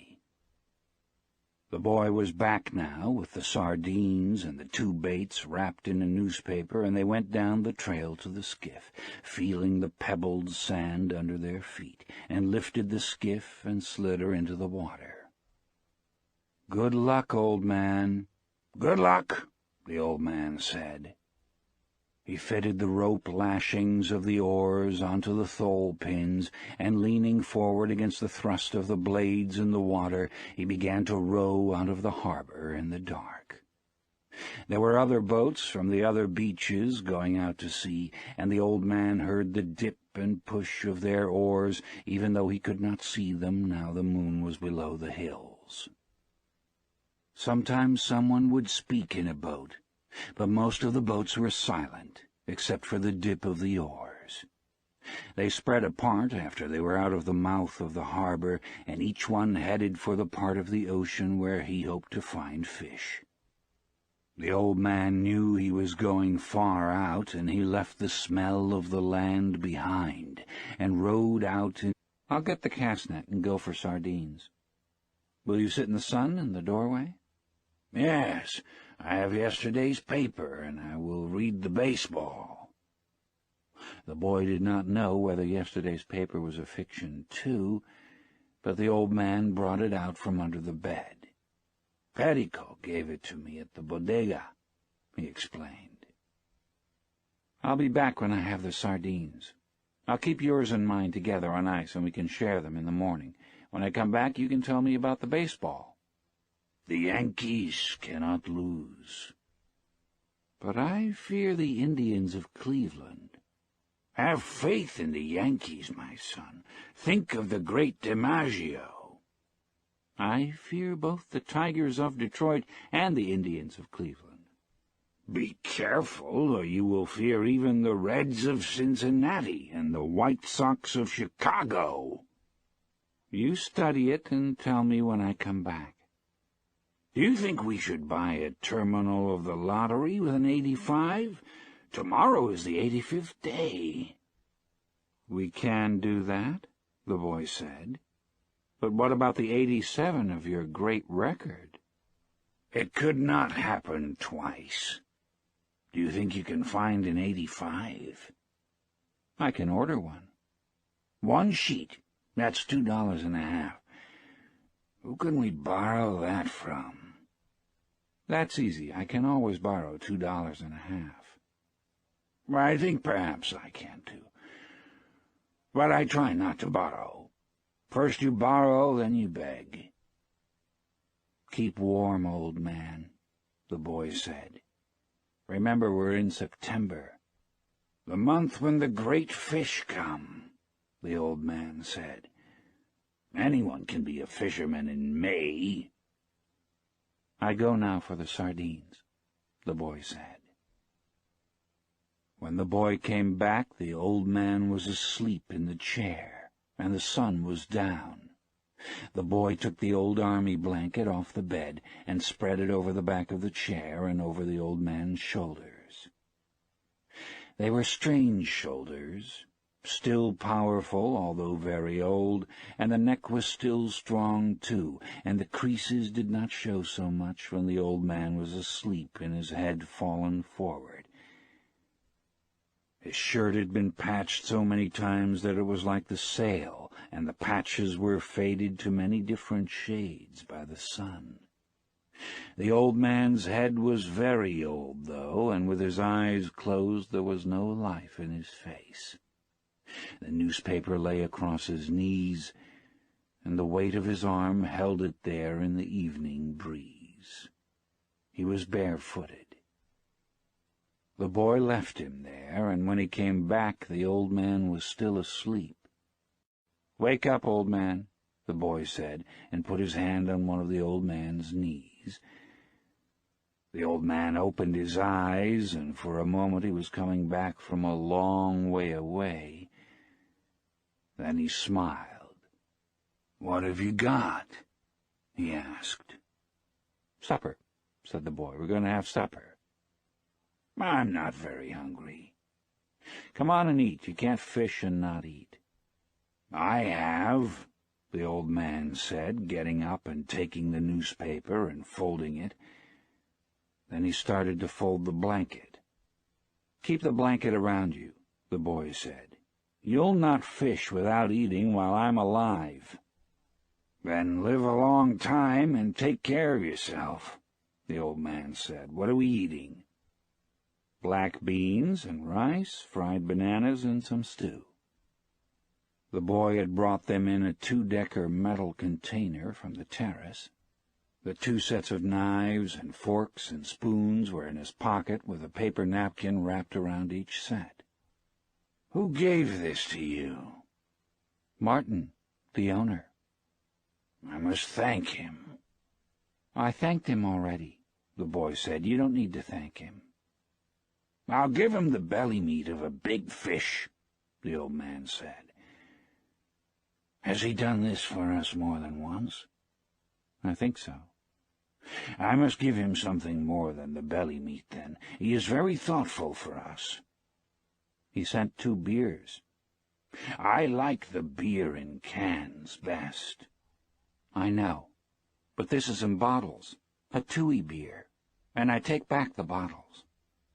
"That's very kind of you," the old man said. "Should we eat?" "I've been asking you to," the boy told him gently. "I have not wished to open the container until you were ready." "I'm ready now," the old man said. "I only needed time to wash." Where did you wash? The boy thought. The village water supply was 2 streets. He was an old man who fished alone in a skiff in the Gulf Stream, and he had gone 84 days now without taking a fish. In the first 40 days a boy had been with him, but after 40 days without a fish, the boy's parents had told him that the old man was now definitely and finally Salau, which is the worst form of unlucky, and the boy had gone at their orders in another boat, which caught 3 good fish the first week. It made the boy sad to see the old man come in each day with his skiff empty, and he always went down to help him carry either the coiled lines or the gaff and harpoon and the sail that was furled around the mast. The sail was patched with flour sacks, and furled it looked like the flag of permanent defeat. The old man was thin and gaunt, with deep wrinkles in the back of his neck. The brown blotches of the benevolent skin cancer the sun brings from its reflection on the tropic sea were on his cheeks. The blotches ran well down the sides of his face, and his hands had the deep creased scars from handling heavy fish on the cords. But none of these scars were fresh. They were as old as erosions in a fishless desert. Everything about him was old, except his eyes, and they were the same color as the sea and were cheerful and undefeated. "Santiago," the boy said to him as they climbed the bank from where the skiff was hauled up, "I could go with you again. We've made some money."